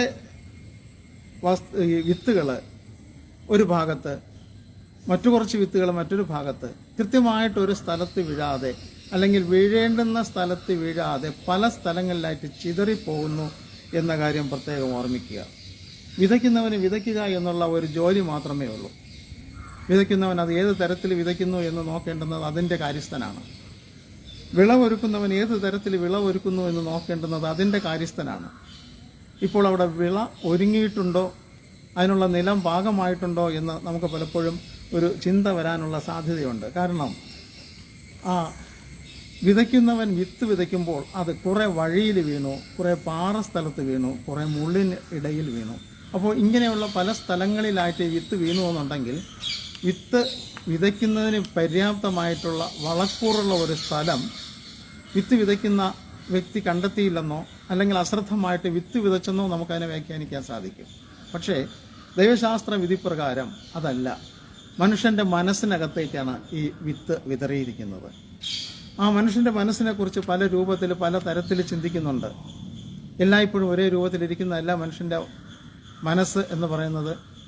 5 വയസ്സുള്ള ഒരു കുട്ടി കേൾക്കുന്ന ദൈവവചനമല്ല 50 വയസ്സുള്ള ഒരാൾ കേൾക്കുന്നത് ഉൾക്കൊള്ളുന്നത്. അപ്പോൾ ഓരോരുത്തരുടെയും മനസ്സിൻ്റെ രീതിയിലായിരിക്കും വിത്തിൽ നിന്ന് ഉള്ള ആ ഒരു പ്രയോജനം ഉണ്ടാകുന്നത്. അപ്പോൾ ആ വിത്ത് എവിടെ വീഴുന്നു, മനസ്സിനകത്ത് ഒരുപാട് പ്രശ്നങ്ങൾ, ജീവിതത്തിലുള്ള ഭാരങ്ങൾ, ജീവിതത്തിലുള്ള സാമ്പത്തികമായ ഞെരുക്കങ്ങൾ, കടക്കാരുടെ ശല്യം, ഇതിൽ നിന്നെല്ലാം രക്ഷപ്പെടുന്നതിന് വേണ്ടിയിട്ട് പരക്കം പായുന്ന ഒരു കൂട്ടം ജനം, ഭാര്യയുടെ അസുഖം, ഭർത്താവിൻ്റെ അസുഖം, മക്കളുടെ അസുഖം, അതിൽ നിന്ന് രക്ഷപ്പെടാൻ കഴിയാത്ത ഒരവസ്ഥയിൽ എന്നും ആശുപത്രിയും വീടുമായിട്ട് കഴിയുന്ന ഒരു സാഹചര്യം, അവരുടെ മനസ്സിൻ്റെ അവസ്ഥ എന്താണെന്ന് നമുക്ക് ഊഹിക്കാവുന്നതേ ഉള്ളൂ. കുട്ടികളെ പഠിപ്പിക്കാൻ നിവൃത്തിയില്ലാതെ കടം വാങ്ങിച്ചും യൂണിഫോം തയ്ക്കാനുള്ള പൈസ ഇല്ലാതെ മറ്റൊരാളിൽ നിന്ന് കടം വാങ്ങിച്ചും യൂണിഫോം ഇട്ടുകൊണ്ട് പോകേണ്ടി വരുന്ന കുട്ടികളുടെയും മാതാപിതാക്കളുടെയും, സ്വന്തമായിട്ടൊരു തുന്നി കൊടുക്കാൻ സാധിക്കാതെ വരുന്ന മാതാപിതാക്കളുടെ അവസ്ഥ, അവരുടെ മാനസികമായിട്ടുള്ള വിഷമം, ഈ പറഞ്ഞ കാര്യങ്ങൾ, ഇതുപോലെ ജീവിതത്തിൽ, ദൈനംദിനമായ ജീവിതത്തിൽ വളരെയധികം വിഷമതകൾ നിറഞ്ഞു നിൽക്കുമ്പോഴാണ് ദൈവവചനം അവിടെ വിതയ്ക്കപ്പെടുന്നതെന്നുള്ള കാര്യം പ്രത്യേകം ഓർമ്മിക്കുക. അപ്പോൾ ദൈവവചനം അവിടെ വിതയ്ക്കപ്പെടുമ്പോൾ അതിലുള്ള ചില വിത്തുകളാണ് ചിലത് വഴിയരികെ തന്നെ വീണുപോയി. ആ വഴിയരികിൽ നിന്നും അത് കാംക്ഷിച്ചിരിക്കുന്ന പറവകളെ നോക്കുവിൻ, അവ വിതയ്ക്കുന്നില്ല, കൊയ്യുന്നില്ല, കളപ്പുരയിൽ കൂട്ടിവെക്കുന്നതുമില്ല, എങ്കിലും അതിന് വേണ്ടുന്നത് ദൈവം നൽകുന്നു എന്നുള്ള ദൈവവചനം നമുക്കവിടെ ഓർമ്മ വരുന്നു. ആ പക്ഷികൾക്കും നമ്മൾ തന്നെ ഫീഡ് ചെയ്യാണ്, കൊടുക്കുകയാണ്. നമ്മൾ എറിഞ്ഞു കൊടുക്കുന്ന വിത്ത്, നമ്മൾ നടുന്നതിന് വേണ്ടിയിട്ട് കൊടുത്ത വിത്ത്, അത് അന്യനും പരദേശിയും കൈക്കൊള്ളുന്നു എന്ന് തോന്നുകയാണെങ്കിൽ അത് ദൈവത്തിൻ്റെ മക്കളാണ്, അവർക്കും ദൈവം അവർക്ക് വേണ്ടുന്നത് കൊടുക്കുന്നു എന്ന കാര്യം പ്രത്യേകം ഓർമ്മിക്കുക. പള്ളിയിൽ പോകാൻ സാധിക്കാതിരിക്കുന്ന നല്ലൊരു ശതമാനം പേർ ഉണ്ട്. ഒരുമിച്ച് കൂടിയിരുന്ന് പ്രാർത്ഥിക്കാൻ സാധിക്കാത്ത ഒരുപാട് പേരുണ്ട്. വീട്ടിനകത്ത് പ്രാർത്ഥിക്കാനുള്ള അന്തരീക്ഷം ഇല്ലാത്ത ഒരുപാട് പേരുണ്ട്. പക്ഷെ അവിടെയെല്ലാം ആ എറിഞ്ഞു വീഴുന്നതിൽ നിന്നുള്ള വിത്തുകളുടെ അംശം കൊണ്ട് അവർ ഉപജീവിക്കുന്നുണ്ട്. അവരുടെ മനസ്സ് നിറയുന്നുണ്ട്. അവർക്ക് പ്രാർത്ഥിക്കാൻ അതിൽ കൂടെ അവർക്ക് അവസരം കിട്ടുന്നുണ്ട്. അവർ പ്രാർത്ഥിക്കുന്നുണ്ട്, ദൈവത്തിൻ്റെ അനുഗ്രഹങ്ങൾ പ്രാപിക്കുകയും ചെയ്യുന്നുണ്ട്. പലപ്പോഴും ഏറ്റവും കൂടുതൽ വിഷമം അനുഭവിക്കുന്നവർ ഏറ്റവും കൂടുതൽ സന്തോഷിക്കും. കാരണം ദൈവത്തിൻ്റെ വചനം അതാണ്. ദുഃഖിക്കുന്ന നിങ്ങൾ ഭാഗ്യവാന്മാർ, നിങ്ങൾക്ക് ആശ്വാസം ലഭിക്കും. അപ്പോൾ അത്തരത്തിൽ ദൈവം ആശ്വാസം ലഭിക്കുന്നതിന് വേണ്ടി കൂടെ നൽകുന്നതിന് വേണ്ടി കൂടെ ആയിരിക്കാം ജീവിതത്തിൽ ഓരോരുത്തർക്കും ഓരോ വിഷമതകൾ വരുന്നത് എന്ന് കൂടെ പ്രത്യേകം ഓർമ്മിക്കുക. നമ്മൾ വിതയ്ക്കുന്നതിന് മുമ്പായിട്ട് ആദ്യമായിട്ട് നല്ല നിലം ഒരുക്കുക എന്നുള്ള ഒരു കാര്യം പ്രത്യേകം ഓർമ്മിക്കണം. സങ്കീർത്തനങ്ങൾ 65-ാം അധ്യായം 9 മുതൽ 13 വരെയുള്ള വാക്യങ്ങൾ നമുക്ക് വായിക്കുമ്പോൾ അതിനെക്കുറിച്ച് നമുക്ക് കൂടുതൽ മനസ്സിലാക്കാൻ സാധിക്കും. നല്ല നിലം ഒരുക്കുക. സങ്കീർത്തനം 65-ന്റെ 9 മുതൽ 13 വരെ ഒന്ന് വായിച്ച് സഹായിച്ചാൽ. നീ ഭൂമിയെ സന്ദർശിച്ച് നനയ്ക്കുന്നു, നീ അതിനെ അത്യന്തം പുഷ്ടിയുള്ളതാക്കുന്നു. ദൈവത്തിൻ്റെ നദിയിൽ വെള്ളം നിറഞ്ഞിരിക്കുന്നു. ഇങ്ങനെ നീ ഭൂമിയെ ഒരുക്കി അവർക്ക് ധാന്യം കൊടുക്കുന്നു. നീ അതിൻ്റെ ഉഴവുചാലുകളെ നനയ്ക്കുന്നു, നീ അതിൻ്റെ കട്ട ഉടച്ചു നിരത്തുന്നു. മഴയാൽ നീ അതിനെ കുതിർക്കുന്നു, അതിലെ മുളയെ നീ അനുഗ്രഹിക്കുന്നു. നീ സംവത്സരത്തെ നിന്റെ നന്മ കൊണ്ട് അലങ്കരിക്കുന്നു. നിന്റെ പാതകൾ പുഷ്ടി പൊഴിക്കുന്നു. മരുഭൂമിയിലെ പുൽപ്പുറങ്ങൾ പുഷ്ടി പൊഴിക്കുന്നു. കുന്നുകൾ ഉല്ലാസം ധരിക്കുന്നു. മേച്ചൽപ്പുറങ്ങൾ ആട്ടിൻകൂട്ടങ്ങൾ കൊണ്ട് നിറഞ്ഞിരിക്കുന്നു. താഴ്വരകൾ ധാന്യം കൊണ്ട് മൂടിയിരിക്കുന്നു. അവ ആർക്കുകയും പാടുകയും ചെയ്യുന്നു. വളരെ സന്തോഷകരമായ ഒരു പ്രകൃതി വർണ്ണനായും ദൈവം ആ പ്രകൃതിക്ക് കൊടുത്തിട്ടുള്ള വലിയ അനുഗ്രഹങ്ങളും അവിടെ പ്രതിപാദിക്കുന്നുണ്ട്. അവിടെ ഈ മേച്ചിൽപ്പുറങ്ങളെ കുറിച്ചും അങ്ങനെയുള്ള ഒരു അന്തരീക്ഷത്തിൽ നമുക്ക് ചെന്നിരിക്കാൻ തോന്നുന്ന, നമുക്ക് അതിൻ്റെ ആ സൗന്ദര്യം ആസ്വദിക്കാൻ കഴിയുന്ന ഒരു സാഹചര്യം കൂടെ ഒന്ന് നോക്കുക. ദൈവം അവിടെ ആ കൃഷിക്ക് വേണ്ടിയിട്ട് ചെയ്യുന്ന കാര്യങ്ങൾ, അവൻ കട്ട ഉടച്ച് നിരത്തുന്നു. ആദ്യം അതിനെ പരുവപ്പെടുത്തിയെടുക്കുന്നു. ആ ഭൂമിയെ സൗകര്യപ്രദമായ രൂപത്തിൽ ദൈവത്തിൻ്റെ വചനമാകുന്ന വിത്തുകൾ വീഴത്തക്ക രീതിയിൽ മനുഷ്യൻ്റെ മനസ്സിനെ പാകപ്പെടുത്തിയെടുക്കുന്നു എന്നുള്ള കാര്യം പ്രത്യേകം ഓർമ്മിക്കുക. അപ്പോൾ പലപ്പോഴും നമുക്കുണ്ടാകുന്ന ബുദ്ധിമുട്ടുകൾ ആ വിത്തുകൾ വന്ന് വീണ് പൊടിച്ചു വരുന്നതിന് വേണ്ടിയിട്ടുള്ള ഒരു വളക്കൂറുള്ള മണ്ണാക്കി എടുക്കുക എന്നുള്ളതായിരിക്കും, വളക്കൂറുള്ള ഭൂമിയാക്കി മാറ്റുക എന്നുള്ളതായിരിക്കും ദൈവത്തിൻ്റെ ഉദ്ദേശമെന്ന് പ്രത്യേകം ഓർമ്മിക്കുക. ഏത് സമയത്താണ് മറിയയ്ക്കൊരു ദർശനം ലഭിക്കുന്നത്? ആ മറിയ പ്രതീക്ഷിച്ചിരുന്നവളാണോ? അല്ല. മറിയയോട് പറയുന്നത്, ക്രിസ്തു നിന്നിൽ ജനിക്കുകയാണ്, നിന്റെ ഉദരത്തിൽ ക്രിസ്തു ജന്മം നൽകാൻ പോവുകയാണ്. വിശ്വസിക്കാൻ കഴിയാത്ത ഒരു വസ്തുത. പക്ഷേ എല്ലാം ദൈവത്തിൻ്റെ ഇഷ്ടം പോലെ ആകട്ടെ. നമ്മൾ ദൈവത്തിന് വേണ്ടി വിധേയപ്പെടുന്ന ആ ഒരു സാഹചര്യത്തിൽ ഈ ഭൂമിയെ നനച്ച് ഉഴവുചാലുകളിലൂടെ വെള്ളം കൊടുത്ത് സകല സമ്പുഷ്ടിയും നൽകുന്ന തരത്തിലുള്ള ഒരു ഭൂപ്രദേശമാക്കി മാറ്റുന്ന ദൈവം നമ്മുടെ മനസ്സിനെയും നമ്മുടെ ശരീരത്തെ എല്ലാം അതിനുവേണ്ടി പക്വപ്പെടുത്തിയിരിക്കുന്നു എന്നുള്ള കാര്യം പ്രത്യേകം ഓർമ്മിക്കുക. ഒരുപക്ഷെ ഏതെങ്കിലും തരത്തിലുള്ള പ്രയാസങ്ങളും ബുദ്ധിമുട്ടുകളും ഉണ്ടെങ്കിൽ അത് ക്ഷണികമാണ്, അത് താൽക്കാലികമാണ്. അതെല്ലാം മാറിയിട്ട് എല്ലാ കുന്നും നികന്നു വരും എന്ന് വേദപുസ്തകം നമ്മെ പഠിപ്പിക്കുന്നു. നമുക്കുണ്ടാകുന്ന പ്രശ്നങ്ങൾ, നമുക്ക് എത്തിപ്പറ്റാൻ കഴിയാത്ത തരത്തിലുള്ള ബുദ്ധിമുട്ടുള്ള സാഹചര്യങ്ങളിൽ അവിടെയും എത്തിപ്പെടുന്നതിന് വേണ്ടി നമ്മൾ ഒരു പക്ഷേ താഴ്വരയിലോട്ട് തെന്നിപ്പോവുകയാണ്, വഴുതി വീണുകൊണ്ടിരിക്കുന്നു എന്ന് തോന്നുകയാണെങ്കിൽ പോലും അവിടെ സമതലമാക്കി മാറ്റിത്തരുന്ന ദൈവത്തിൻ്റെ വലിയ കൃപ, അവിടെയും വിത്തിട്ട് ദൈവത്തിൻ്റെ വചനമിട്ട് നല്ല നിലമാക്കിക്കൊണ്ട് തന്നെ അതിൽ നിന്ന് ഫലഭൂയിഷ്ഠത, അങ്ങനെ നിറഞ്ഞു നിൽക്കുന്ന പൂക്കളും നിറഞ്ഞു നിൽക്കുന്ന കായ്കനികളും ഉള്ള ഒരു ഭൂപ്രദേശം, അതായിരിക്കും നമ്മുടെ ജീവിതം എന്ന് വേദപുസ്തകത്തിൽ നമ്മെക്കുറിച്ച് തന്നെ പറയുന്നു എന്നുള്ളതാണ്. അപ്പോൾ അവിടെ വിതയ്ക്കുന്നവനെക്കുറിച്ച് പറയുമ്പോൾ അങ്ങനെയുള്ള ഒരു സ്ഥലത്താണ് ദൈവത്തിൻ്റെ വചനമാകുന്ന വിത്തുകളെ വിതയ്ക്കുന്നതെന്ന കാര്യം പ്രത്യേകം ഓർമ്മിക്കുക. രണ്ടാമതായിട്ട് വിശുദ്ധ മത്തായി എഴുതിയ സുവിശേഷം 13-ാം അധ്യായത്തിൻ്റെ 27-ാമത്തെ വാക്യത്തിൽ വായിക്കുമ്പോൾ, വിശുദ്ധ മത്തായി എഴുതിയ സുവിശേഷം 13:27, അപ്പോൾ വീട്ടുടയവന്റെ ദാസന്മാർ അവന്റെ അടുക്കൽ ചെന്ന് യജമാനെ, വയലിൽ നല്ല വിത്തല്ലയോ വിതച്ചത്, പിന്നെ കള എവിടെ നിന്ന് വന്നു എന്ന് ചോദിച്ചു. ഇവിടെ ഒരു സ്ഥലത്ത് ഒരു യജമാന് കുറേ ദാസന്മാർ, കൃഷിക്ക് അനുയോജ്യമാകുന്ന തരത്തിൽ ആ വിളയെല്ലാം വെട്ടി ക്ലിയർ ചെയ്ത് എല്ലാം ഭംഗിയാക്കി കിളച്ച് ഉഴുത്, പാറകൾ ഉണ്ടായിരുന്നുവെങ്കിൽ അതിനെല്ലാം മാറ്റിക്കളഞ്ഞു, മുള്ളുകളുള്ള സ്ഥലമായിരുന്നു, മുള്ളുകളുണ്ടായിരുന്നെങ്കിൽ അത് മാറ്റിക്കളഞ്ഞു, എല്ലാം നന്നായിട്ടുള്ള ഭൂമിയാക്കി നല്ല വിത്ത് ആ വിളയിൽ വിതറി. അത് പൊടിക്കേണ്ടുന്ന സമയത്ത് അത് പൊടിച്ചു വന്നു. പക്ഷേ പൊടിച്ചു വന്നപ്പോൾ അതിനകത്ത് കുറേ കളകളും കൂടെ ഉണ്ട് എന്ന കാര്യം പ്രത്യേകം ഓർമ്മിക്കുക. അപ്പോൾ യജമാനൻ്റെ അടുത്ത് ജോലിക്കാർ ഓടി വന്ന് പറയുകയാണ്, യജമാനെ, നമ്മൾ നല്ല വിത്തല്ലേ ഇട്ടത്, പക്ഷേ ഈ കളകൾ ഇങ്ങനെ വന്നതുണ്ട്. അപ്പോൾ ഇതിനകത്തുള്ള ഒരു പ്രശ്നമെന്ന് പറയുന്നത്, നല്ല വിത്ത് ഇട്ടു എങ്കിലും അതിനകത്ത് മോശമായ വിത്തുകൾ ഇട്ട് അതിൽ നിന്ന് ഫലം കൊയ്യുന്നതിന് വേണ്ടിയിട്ട് ആഗ്രഹിച്ചിരിക്കുന്ന കുറേ ചതിയന്മാരായിട്ടുള്ള വ്യക്തികളും കൂടെ, അല്ലെങ്കിൽ വിതയ്ക്കുന്നവരും കൂടെ അതിനകത്ത് ഉണ്ടാകുമെന്നുള്ള കാര്യം പ്രത്യേകം ഓർമ്മിക്കുക. അപ്പോൾ അവരിൽ നിന്നും മാറി നിൽക്കുക, നമ്മൾ വിശ്വസ്തയോടെ വിതയ്ക്കുക. നമ്മൾ ഒരു ജോലി ഏൽപ്പിക്കുന്നുണ്ട്, വിതയ്ക്കുന്നവൻ്റെ കയ്യിൽ വിത്ത് കൊടുത്ത് വിട്ടതുപോലെ തന്നെ നമ്മുടെ കയ്യിൽ വിത്ത് തന്ന ദൈവം നമ്മെ ആക്കിയിരിക്കുകയാണ്. നമ്മൾ വിതയ്ക്കാൻ പുറപ്പെടുന്നു, നമ്മൾ വിതയ്ക്കുമ്പോൾ വിശ്വസ്തയോടുകൂടി വിതയ്ക്കുക എന്നാണ് നാം പ്രത്യേകമായിട്ട് ഓർമ്മിക്കേണ്ടുന്നത്. ഇവിടെ മറ്റൊരാൾ അവിശ്വസ്തമായിട്ട് നല്ല നിലം തയ്യാറാക്കിയത്, ഒരാൾ അതിനുവേണ്ടി അധ്വാനിച്ചത് ഒരാൾ, അതിനുവേണ്ടി പൈസ മുടക്കിയത് മറ്റൊരാൾ, ഇതെല്ലാം കണ്ടുകൊണ്ട് നിന്ന ഒരാൾ ഇതിൻ്റെ ഇടയ്ക്ക് കുറച്ച് ഒരു ചെറിയൊരു അസൂയ തോന്നിയിട്ടായിരിക്കാം അവൻ്റെ കൃഷി അതോടുകൂടി അങ്ങ് നശിച്ചു പോകട്ടെ. എന്നാൽ അതിനു വേണ്ടിയിട്ട് ഞാനും കുറച്ച് വിത്ത് ഇതിൻ്റെ ഇടയിലോട്ട് വിതയ്ക്കാം. ആ വിതയ്ക്കുന്ന വിത്തുകൾ അതും പൊടിച്ചു വരുമ്പോൾ അത് ഇപ്പം നട്ടയ്ക്കുന്നതിൻ്റെ കൂടെ പൊടിച്ചു വരുന്ന അതിനകത്ത് കുറേ നഷ്ടം ഉണ്ടാക്കും. അങ്ങനെ സമൃദ്ധിയുള്ള വിളവോടുകൂടി ഒരാൾ അവിടെ ഉണ്ടാകണ്ട എന്നുള്ള ബാലിശമായിട്ടുള്ള ഒരു ചിന്ത, ദൈവത്തിൻ്റെ അനുഗ്രഹങ്ങൾ നശിപ്പിച്ച് കളയുന്ന ഒരു ചിന്ത, ദൈവത്തിൻ്റെ അനുഗ്രഹങ്ങൾക്ക് തടസ്സം നിൽക്കുന്നതായിട്ടുള്ള ഒരു ചിന്ത, അത്തരത്തിലുള്ള ചിന്ത നമ്മുടെ ഇടയിൽ, നമ്മുടെ മനുഷ്യരുടെ ഇടയിൽ, നമ്മുടെ ക്രിസ്ത്യാനികളുടെ ഇടയിൽ തന്നെ ഉണ്ടാകുന്നുണ്ട് എന്ന കാര്യം പ്രത്യേകം ഓർമ്മിക്കുക. അത് പക്ഷേ നമ്മൾ അതിനെക്കുറിച്ച് ഭാരപ്പെടേണ്ട. ആ യജമാനൻ പറയുന്നത് കുഴപ്പമില്ല, അതിന് നമുക്കൊരു സമയമുണ്ടാകും, അതിനെ പറിച്ചു കളയാനൊരു സമയമുണ്ടാകും എന്ന് പറഞ്ഞ് ആ ജോലിക്കാരെ ആശ്വസിപ്പിക്കുകയാണ്.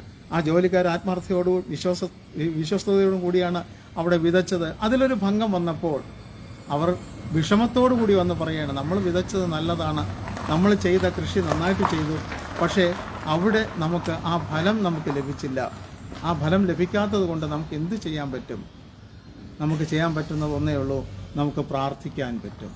നമുക്ക് പ്രാർത്ഥനയോടുകൂടി തന്നെ നമുക്ക് മുന്നോട്ട് പോയിട്ട് നമുക്കുണ്ടാകുന്ന ദോഷങ്ങളെക്കുറിച്ച്, നമ്മെ ദോഷപ്പെടുത്താൻ വരുന്നവരെക്കുറിച്ച് വേറൊന്നും ചിന്തിക്കേണ്ട, അവരെക്കുറിച്ച് നമ്മൾ മുഷിയേണ്ട. ദുഷ്ടനെക്കുറിച്ച് നീ മുഷിയേണ്ട കാര്യമില്ല. കാരണം ആ ദുഷ്ടനും ദൈവത്തിൽ നിന്ന് ലഭിക്കുന്ന സൂര്യൻ്റെ വെളിച്ചവും മഴയുടെ വെള്ളവും എല്ലാം കിട്ടുന്നുണ്ട്.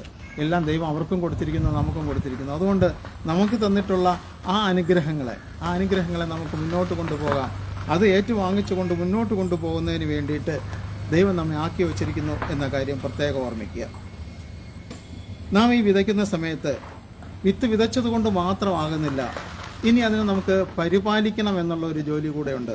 അവനവൻ്റെ കഴിവിനൊത്ത് പരിപാലിക്കുക. 1 കൊരിന്ത്യർ 3-ാം അധ്യായത്തിൻ്റെ 6-ാം വാക്യത്തിൽ പറയുന്നുണ്ട്, അവനവൻ്റെ കഴിവിനൊത്ത് പരിപാലിക്കുക എന്നുള്ള ആ ഒരു ചിന്തയെക്കുറിച്ച്. 1 കൊരിന്ത്യർ 3-ാം അധ്യായം 6-ാം വാക്യം. ഞാൻ നട്ടു, അപ്പല്ലോസ് നനച്ചു, ദൈവം അത്രേ വളരുമാറാക്കിയത്. യഹൂദന്മാരുടെ അപ്പോസ്തലന്മാരുടെ ഇടയിൽ സഭ വളർന്ന് വലുതായിക്കൊണ്ടിരിക്കുന്ന സമയത്ത് ചില തർക്കങ്ങളൊക്കെ ഉണ്ടാകുന്നു. അപ്പോൾ പൗലോസ് അവരെ സന്തോഷിപ്പിക്കുന്നത്, അഥവാ ആശ്വസിപ്പിക്കുന്നത്, നിങ്ങൾ തമ്മിൽ അങ്ങനെയുള്ള ഒരു തർക്കമൊന്നും വേണ്ട, ഞാൻ നട്ടു, അപ്പല്ലോസ് വളർത്തി, ദൈവമാണ് ഇതിനെ വളർത്തിക്കൊണ്ടിരിക്കുന്നത്. അല്ലാതെ അപ്പല്ലോസ് അല്ല വളർത്തിയത്, അപ്പോസ്തലനായ പൗലോസ് അല്ല വളർത്തിയത്, മറ്റാരുമല്ല വളർത്തിയത്. ഇത് കണ്ടുകൊണ്ടിരിക്കുന്ന, ഇത് അനുഭവിച്ച് മനസ്സിലാക്കിക്കൊണ്ടിരിക്കുന്ന ദൈവമാണ് ഇതിനെ വളർത്തിയിരിക്കുന്നത് എന്ന കാര്യം പ്രത്യേകം ഓർമ്മിക്കുക. നമ്മൾ ചെയ്യുന്ന ജോലിക്ക് പ്രതിഫലം തരുന്നത് ദൈവമാണ്. നമുക്ക് ചെയ്യാൻ കഴിയുന്ന കുറേ ജോലികളെ ഏൽപ്പിച്ചിട്ടുണ്ട്. ഓരോരുത്തർക്കും ഓരോ ജോലി ചെയ്യാനായിട്ട് ദൈവം കഴിവ് കൊടുത്തിട്ടുണ്ട്.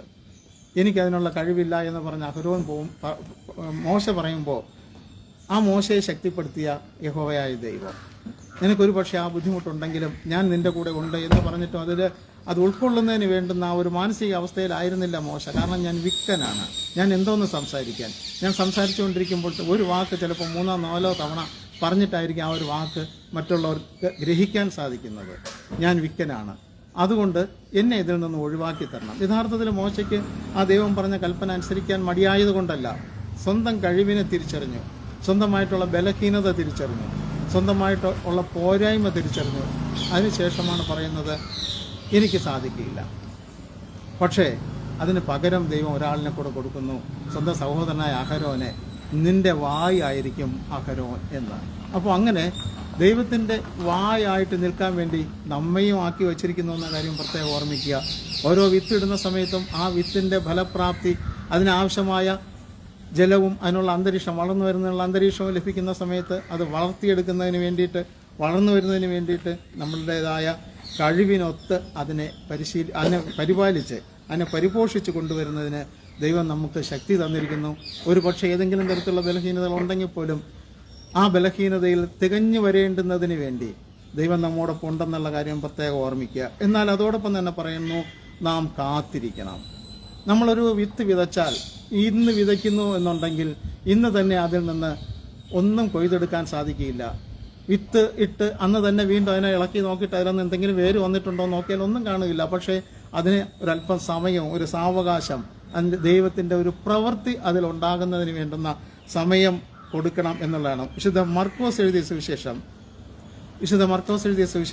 4-ാം അധ്യായത്തിൻ്റെ 26 മുതൽ 29 വരെയുള്ള വാക്യങ്ങളിൽ അത് പ്രതിപാദിക്കുന്നുണ്ട്. കാത്തിരിക്കുക എന്നുള്ള ഒരു ചിന്തയുമായിട്ട് ബന്ധപ്പെട്ട് മർക്കോസ് എഴുതിയ സുവിശേഷം 4-ാം അധ്യായത്തിൻ്റെ 26 മുതൽ 29 വരെയുള്ള വാക്യങ്ങൾ.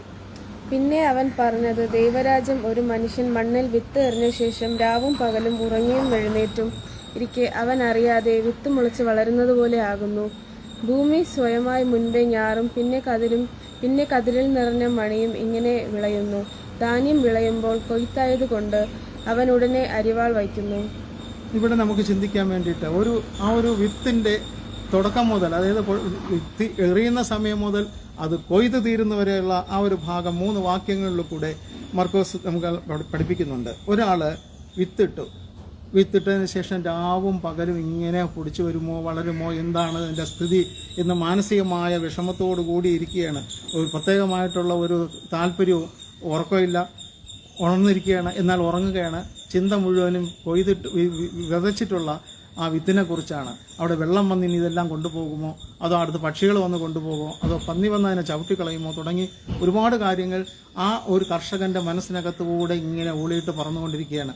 സ്വാഭാവികമാണ്. നമുക്കിന്നറിയാം നമ്മുടെ കാർഷിക വിളകൾ പലതും നശിച്ചു പോകുന്നത് മറ്റു പല സാഹചര്യങ്ങളിലൂടെയാണ്. മനുഷ്യൻ നശിപ്പിക്കുന്നതിനേക്കാൾ കൂടുതലായിട്ട് പക്ഷികളും മൃഗങ്ങളും നശിപ്പിച്ചു കളയുന്നുണ്ട്. വേദോസ്തവത്തിൽ പറയുന്ന വെട്ടുകിളികളെ കുറിച്ചുള്ള കാര്യം, ഒരു പ്രദേശത്തെ വിള മുഴുവനും നശിപ്പിക്കുന്നതിന് വേണ്ടി ഒരു കൂട്ടം വെട്ടുകിളികൾ വന്ന് അതിനു വേണ്ടിയിട്ട് തുനിഞ്ഞിറങ്ങി നശിപ്പിച്ചിട്ട് കടന്നു പോകുന്ന ഒരവസ്ഥ.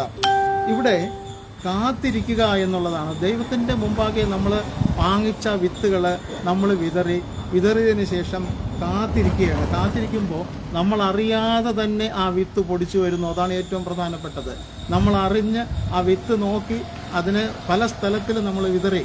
അത് പാറപ്പുറത്തും കല്ലിൻ്റെ ഇടയിലും മുള്ളിൻ്റെ ഇടയിലും ഒക്കെ വീണു. അതിൽ നല്ല നിലത്തിൽ അത് പൊടിച്ചു വന്നപ്പോൾ നമ്മളത് കണ്ടിട്ടില്ല. പൊടിച്ച് മുകളിൽ കയറിയപ്പോഴേ നമ്മൾ കണ്ടോളൂ. ഇനി ഓരോ ഇലയും വളരുന്നത് ഏത് ഇടത്തിലും നമ്മൾ കണ്ടിട്ടില്ല. ഇന്ന് കാണുന്ന രൂപമല്ല അടുത്ത ദിവസം. ഇതിങ്ങനെ പ്രതീക്ഷിക്കാതെ വളരെ പെട്ടെന്ന് വളർന്നു അത് അധികം താമസിയാതെ തന്നെ ഫലം തരുന്ന ഒരവസ്ഥയിലെത്തി. ഈ ഫലം പറിക്കുന്നതിന് വേണ്ടിയിട്ട് വിളഞ്ഞു എന്ന് മനസ്സിലാകുമ്പോൾ, കതിര് വിളഞ്ഞു എന്ന് നമ്മൾ മനസ്സിലാകുമ്പോൾ അവിടെ കത്തി വയ്ക്കാൻ തയ്യാറാവുന്ന, അതായത് കൊയ്തെടുക്കാൻ പ്രാപ്തിയുള്ളതാകുന്നു. അവിടെ കാത്തിരുന്ന് ദൈവത്തിൻ്റെ അനുഗ്രഹങ്ങൾ പ്രാപിക്കുക എന്നത് പ്രധാനപ്പെട്ട ഒരു കാര്യമാണ്. നമ്മൾ പ്രാർത്ഥിച്ചതുകൊണ്ട് ചിലപ്പോൾ അപ്പോഴും തന്നെ ഒരു കാര്യവും സാധിക്കില്ല.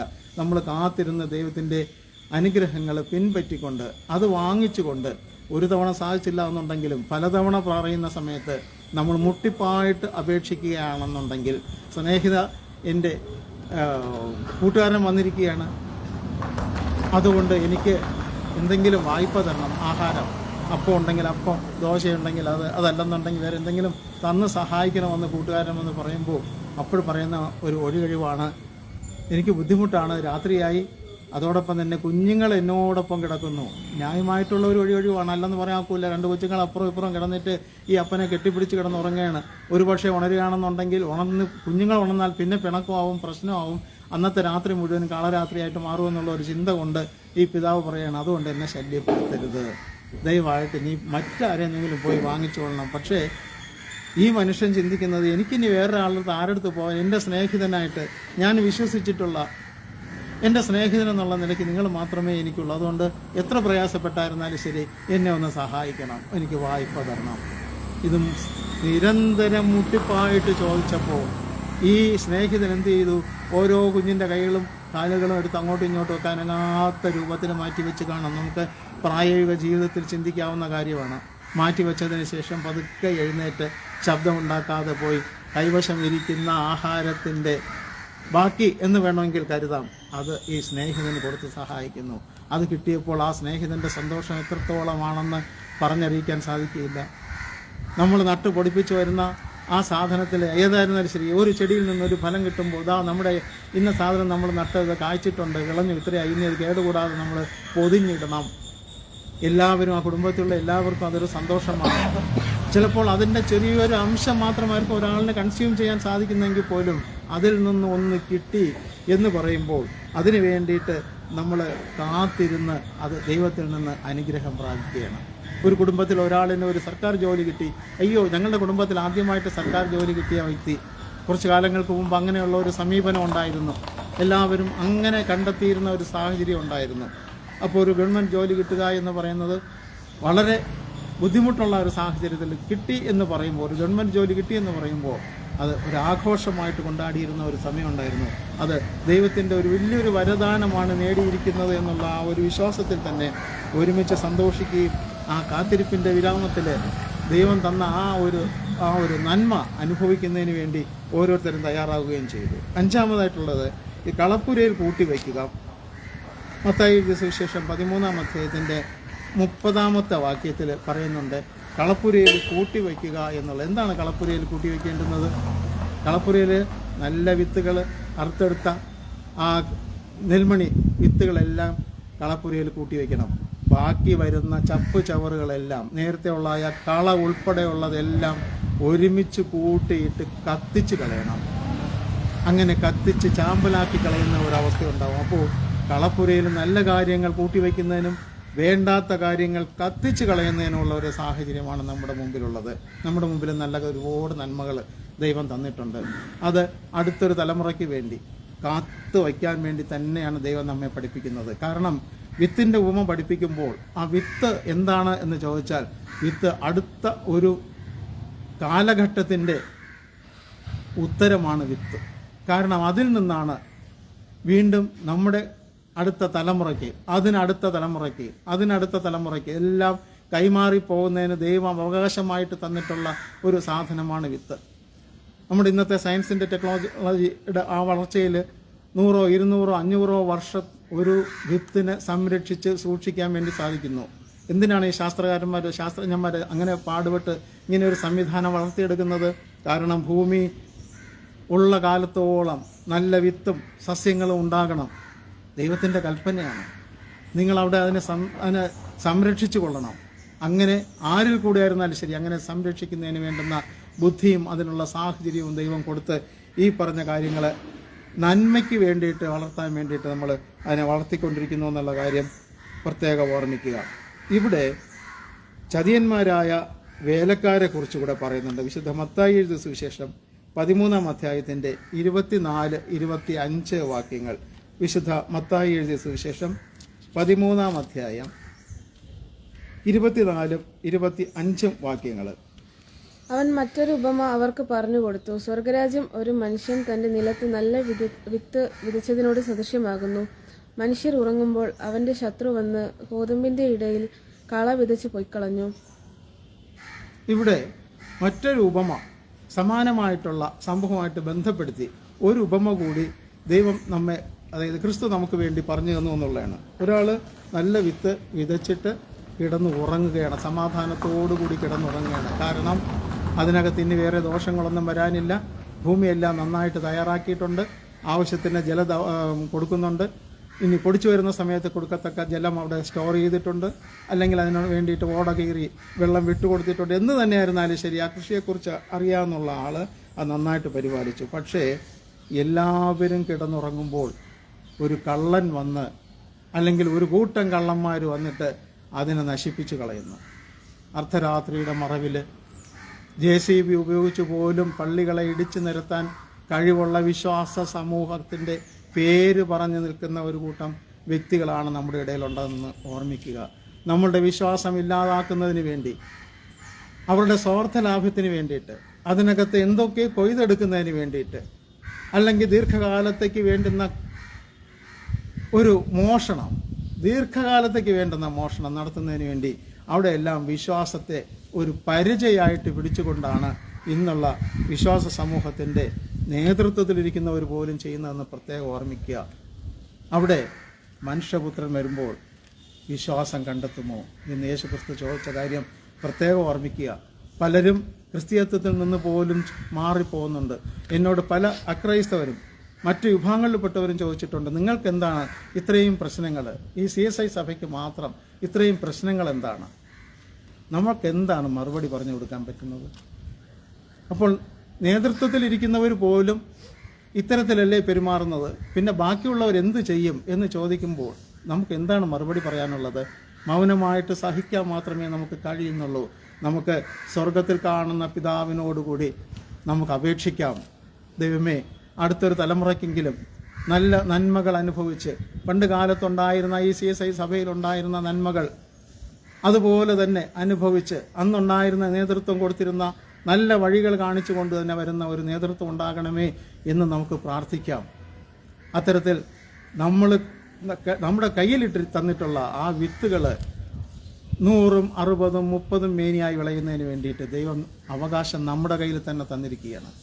നമുക്ക് പ്രാർത്ഥന എന്നുള്ള വലിയൊരു വജ്ര ആയുധവും നമ്മളെ കയ്യിൽ തന്നിരിക്കുകയാണ്. എന്തുകൊണ്ടത് പ്രയോഗിച്ചുകൂടാ? നമ്മൾ പലപ്പോഴും അത് ഉപയോഗിക്കാത്തതുകൊണ്ടല്ലേ നമുക്ക് ദോഷം വരുന്നത്, നമ്മൾ ഉദ്ദേശിക്കുന്ന കാര്യങ്ങളൊന്നും നടക്കാതെ പോകുന്നത്.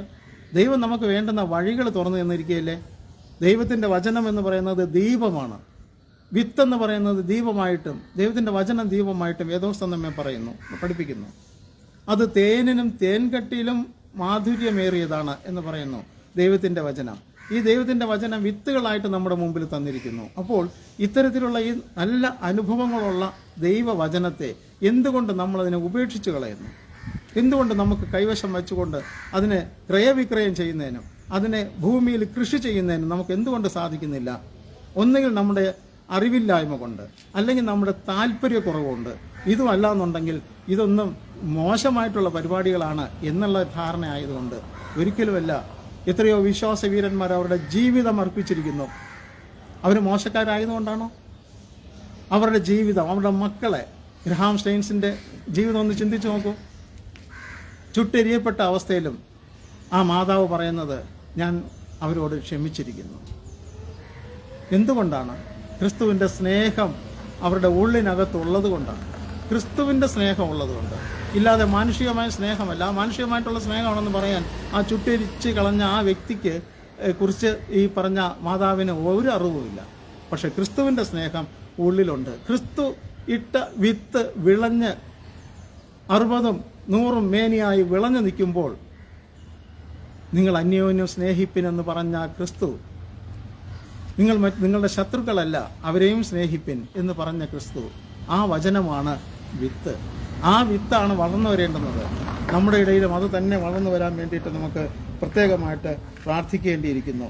ഇതിൽ മത്തായി എഴുതിയ സുവിശേഷം 13-ാം അധ്യായത്തിൻ്റെ 18 മുതൽ 23 വരെയുള്ള വാക്യത്തിനകത്ത് ഈ വചനത്തിൻ്റെ വ്യാഖ്യാനത്തെ വ്യക്തമായിട്ട് ക്രിസ്തു അവിടെ പറയുന്നുണ്ട്. ഈ പറഞ്ഞ വാക്യങ്ങൾ മത്തായി 13-ന്റെ 18 മുതൽ 23 വരെയുള്ള വാക്യങ്ങളിൽ വ്യക്തമായിട്ട് അവിടെ വ്യാഖ്യാനിക്കുന്നു. എന്താണ് ഈ വഴിയിൽ വീണ വിത്ത്, എന്താണ് പാറയിൽ വീണ വിത്ത്? അതിന് വേരില്ലാത്തതുകൊണ്ട് പെട്ടെന്ന് പൊടിച്ച് അതിന് കൂടുതൽ പ്രയോജനപ്പെടുന്ന രൂപത്തിൽ അതിന് വളർന്ന് പന്തലിച്ച് നല്ലൊരു ഫലം കൊടുക്കാൻ സാധിച്ചില്ല. ക്ഷണികമായിട്ടുള്ള ഒരു ജീവിതമാണ് അതിനുണ്ടായിരുന്നത്. കുറച്ച് പേരേ വന്നുള്ളൂ. അത് പെട്ടെന്ന് പൊടിച്ചു വരികയും പെട്ടെന്ന് കരിഞ്ഞു പോവുകയും ചെയ്യുന്നു. മുള്ളിനിടയിൽ വീണത് പൊടിച്ചു വന്നു, പക്ഷേ ബാഹ്യമായിട്ടുള്ള പ്രശ്നങ്ങളുണ്ടായപ്പോൾ അതങ്ങ് കരിഞ്ഞു പോയി. ദൈവവചനം എല്ലാവരും ഉൾക്കൊള്ളുന്നുണ്ട്, നമ്മൾ ഉൾക്കൊള്ളുന്നുണ്ട്. പക്ഷേ നമ്മൾ എത്രത്തോളം അതിനെ സംഗ്രഹിച്ചു വച്ചിരിക്കുന്നു എന്ന കാര്യം പ്രത്യേകം ഓർമ്മിക്കുക. മറിയയുടെ ജീവിതത്തിൽ പറയുന്ന പോലെ അവളുടെ ഹൃദയത്തിൽ സംഗ്രഹിച്ചു. നമ്മുടെ മനസ്സിനകത്ത് ഈ വിത്തുകളെ സംഗ്രഹിച്ച് അത് 30, 60, 100 മേനിയായും വിളയുന്നതിന് വേണ്ടി, വളർന്ന് ഫലം തരുന്നതിന് വേണ്ടിയിട്ട് നമ്മൾ പ്രത്യേകം ഓർമ്മിക്കുക. ഇതിനകത്ത് ഒരു വിത്തെന്ന് പറയുമ്പോൾ നമ്മുടെ കൈക്കകത്ത് നമ്മുടെ 2 വിരലുകളുടെ ഇടയിലോ അല്ലെങ്കിൽ ഒരു വിരലിലോ നിർത്താൻ കഴിയുന്ന ഒരു അവസ്ഥയായിരിക്കും. പക്ഷേ കടുകുമണിയെ നോക്കി നിങ്ങളൊരു ഉപമ പഠിപ്പിൻ. വേദപുസ്തകത്തിൽ ക്രിസ്തു നമ്മെ പഠിപ്പിച്ചതാണ്. കടുകുമണിയെ നോക്കി ഒരു ഉപമ പഠിപ്പിൻ. അത് വളരെ ചെറുതാണ്, പക്ഷേ അത് ഭൂമിയിലായിരിക്കുമ്പോൾ അതിന് സൗകര്യപ്രദമായിട്ട് വളർന്നു വരുന്നതിനുള്ള സാഹചര്യം കിട്ടുമ്പോൾ, കട്ടിയുള്ള ഒരു പ്രതലത്തിൽ, ജലാംശമില്ലാത്തൊരു തലത്തിൽ ഇട്ട് കഴിഞ്ഞാൽ അത് പൊടിച്ച് മരമൊന്നും ആവില്ല. പക്ഷെ അതിന് സൗകര്യമായ, അനുയോജ്യമായ അവസ്ഥയിൽ നമ്മുടെ ജീവിതത്തിൽ ഒരുപാട് പ്രശ്നങ്ങളുണ്ടായിരിക്കുമ്പോൾ ചിലപ്പം ദൈവവചനം നമുക്ക് പൂർണ്ണമായിട്ട് ചിന്തിക്കാനോ ഉൾക്കൊള്ളാനോ സാധിച്ചില്ല എന്നിരിക്കുമെങ്കിലും നമ്മൾ ശാന്തമായിട്ടിരിക്കുന്ന ഒരു സമയത്ത്, രാത്രി ഉറങ്ങുന്നതിന് വേണ്ടി പോകുന്നതിന് മുമ്പുള്ള ഒരു സമയത്ത്, ഒന്ന് കണ്ണടയ്ക്കുന്നതിന് മുമ്പുള്ള ഒരു സമയത്ത് ദൈവത്തെ നോക്കിയിട്ട് പിതാവേ എന്ന് വിളിച്ച് സ്വർഗത്തിൽ കാണുന്ന പിതാവിനോടുകൂടി നമ്മുടെ ആവശ്യങ്ങൾ പറഞ്ഞ്, നമ്മുടെ വിഷമതകൾ പറഞ്ഞ് അതിൽ നിന്ന് ഞങ്ങൾക്കൊരു മാറ്റം ഉണ്ടാക്കി തരണം. എൻ്റെ മക്കളുടെ അസുഖത്തെ മാറ്റിത്തരണം. മക്കൾക്ക് പഠിപ്പിക്കാനുള്ള ഫീസ് കൊടുക്കാൻ നിവൃത്തിയില്ല ദൈവം. എനിക്ക് നാളെ എന്തെങ്കിലും ഒരു ജോലി ലഭിക്കണം. ആ ജോലിയിൽ നിന്ന് കിട്ടുന്ന കൂലി കൊണ്ട് എനിക്ക് ഫീസ് കൊടുക്കണം. ദൈവം എന്നെ അത്തരത്തിൽ ഒരുപാട് അനുഗ്രഹിച്ചിട്ടുള്ളതാണ്. അങ്ങനെ അനുഗ്രഹം ലഭിച്ചിട്ടുള്ള ഒരു വ്യക്തി എന്നുള്ള നിലയ്ക്ക് ഞാൻ ധൈര്യപൂർവ്വം പറയുകയാണ്, എൻ്റെ മക്കളെ വളർത്തുന്നതിന് വേണ്ടി ഇല്ലായ്മയിൽ ഒരുപാട് ദൈവം എന്നെ സഹായിച്ചിട്ടുണ്ട്. എൻ്റെ സാക്ഷ്യം എത്ര മണിക്കൂറുകൾ പറഞ്ഞാലും തീരുകയില്ല എന്ന് എനിക്ക് നല്ല ഉറപ്പുണ്ട്. കാരണം ദൈവം എന്നെ അത്രത്തോളം എന്നെ സഹായിച്ചു, ഇപ്പോഴും സഹായിച്ചു കൊണ്ടിരിക്കുന്നു, നിങ്ങളെയും സഹായിച്ചു കൊണ്ടിരിക്കുന്നു. അപ്പോൾ എന്തുകൊണ്ട് ദൈവം നമ്മെ സഹായിക്കുന്നു? നമ്മോട് സ്നേഹമുള്ളത് കൊണ്ടാണ്. നമ്മുടെ മക്കൾ എന്തെങ്കിലും തെറ്റ് ചെയ്താൽ നമ്മൾ ഉടനെ ക്രൂരമായ രീതിയിൽ മർദ്ദിക്കുമോ? പക്ഷേ ഇപ്പോഴത്തെ കാലഘട്ടത്തിൽ അതല്ല. പക്ഷേ എന്തുകൊണ്ട് നമ്മളങ്ങനെ ചെയ്യുന്നില്ല? ദൈവത്തിൻ്റെ സ്നേഹം നമ്മുടെ ഉള്ളിൽ വസിക്കുന്നത് കൊണ്ട് നമ്മളുടെ കുഞ്ഞുങ്ങളോടും നമ്മൾ അതേ സ്നേഹത്തിൽ തന്നെ നമ്മൾ പെരുമാറുന്നു എന്നുള്ള കാര്യം ഓർമ്മിക്കുക. കഴിഞ്ഞ ദിവസങ്ങളിൽ തന്നെ എത്രയോ ദാരുണമായ സംഭവങ്ങളും ദാരുണമായ അപമൃത്യുകളും ഒക്കെ നടന്നിരിക്കുന്നു. ദൈവം നമ്മെ സമാധാനത്തോടു കൂടി പരിപാലിക്കുന്നില്ലേ? ദൈവത്തിൻ്റെ കയ്യിൽ നിന്ന് നമ്മളെ കയ്യിൽ ലഭിച്ച വിത്ത് നമ്മൾ പരിപാലിക്കുന്നതിന് വേണ്ടിയിട്ട് നമ്മുടെ മനസ്സിനകത്ത് സൂക്ഷിച്ചിരിക്കുന്നു. അത് വളർന്നുകൊണ്ടേയിരിക്കുന്നു. നേരത്തെ പറഞ്ഞതുപോലെ ആ കടുകുമണി വളർന്ന് വലുതായി അതിനകത്ത് പക്ഷികൾക്ക് വിശ്രമിക്കുന്നതിന് വേണ്ടുന്ന ഒരു സങ്കേതം പോലെ അനേകർക്ക് തണലിന് കൊടുക്കുന്ന ഒരു മരമായിട്ട് മാറുന്നു. പണ്ട് കണ്ട അവസ്ഥയിലല്ല ഇന്ന് ആ വിത്തിരിക്കുന്നത്. ആ വിത്ത് തറയിൽ വീണ് ചത്തു, പുതിയൊരു ജീവമായി തീർന്നു. ഗോതമ്പ് മണി നിലത്തു വീണ് ചാകുന്നില്ല എങ്കിൽ അത് തനിയെയിരിക്കും, ചത്തു എങ്കിലോ അപ്പോഴാണ് അതിൻ്റെ പ്രയോജനം ഉണ്ടാകുന്നത്. അപ്പം നമ്മയും നമ്മുടെ ജീവിതത്തിനകത്ത് ക്രിസ്തുവിന് വേണ്ടി ചാകുന്നതിന് വേണ്ടിയിട്ടൊരു അവകാശവും അനുവാദവുമാണ് തന്നിരിക്കുന്നത്. ക്രിസ്തുവിന് വേണ്ടി ചാവുക, നമ്മളതിലാവുന്ന രൂപത്തിൽ നമ്മൾ പ്രവർത്തിക്കുക എന്നുള്ളതാണ് നമ്മുടെ പ്രത്യേകത. ഇതിനകത്ത് ഈ കൃഷിക്ക് നമുക്ക് 3-4 ഭാഗങ്ങൾ കൂടെ ഉണ്ട്. ഒന്ന്, ഒരുക്കുന്നവൻ ആ ഭൂമി ഒരുക്കി വൃത്തിയാക്കി അനുയോജ്യമാക്കി തീർക്കുക. നമ്മുടെ മുന്നിൽ എന്തെങ്കിലും തരത്തിലുള്ള തടസ്സങ്ങളും പ്രശ്നങ്ങളും ഉണ്ടെങ്കിൽ അത് മാറ്റി ദൈവവചന ഘോഷണത്തിനും ദൈവത്തിൻ്റെ നാമം പ്രകീർത്തിക്കപ്പെടുന്നതിനും വേണ്ടുന്ന സാഹചര്യം ഉണ്ടാക്കിയെടുക്കുക. രണ്ടാമത്, ഈ അങ്ങനെയുള്ള ഒരു സാഹചര്യത്തിലാണ് വിത്ത് വിതയ്ക്കേണ്ടുന്നത്.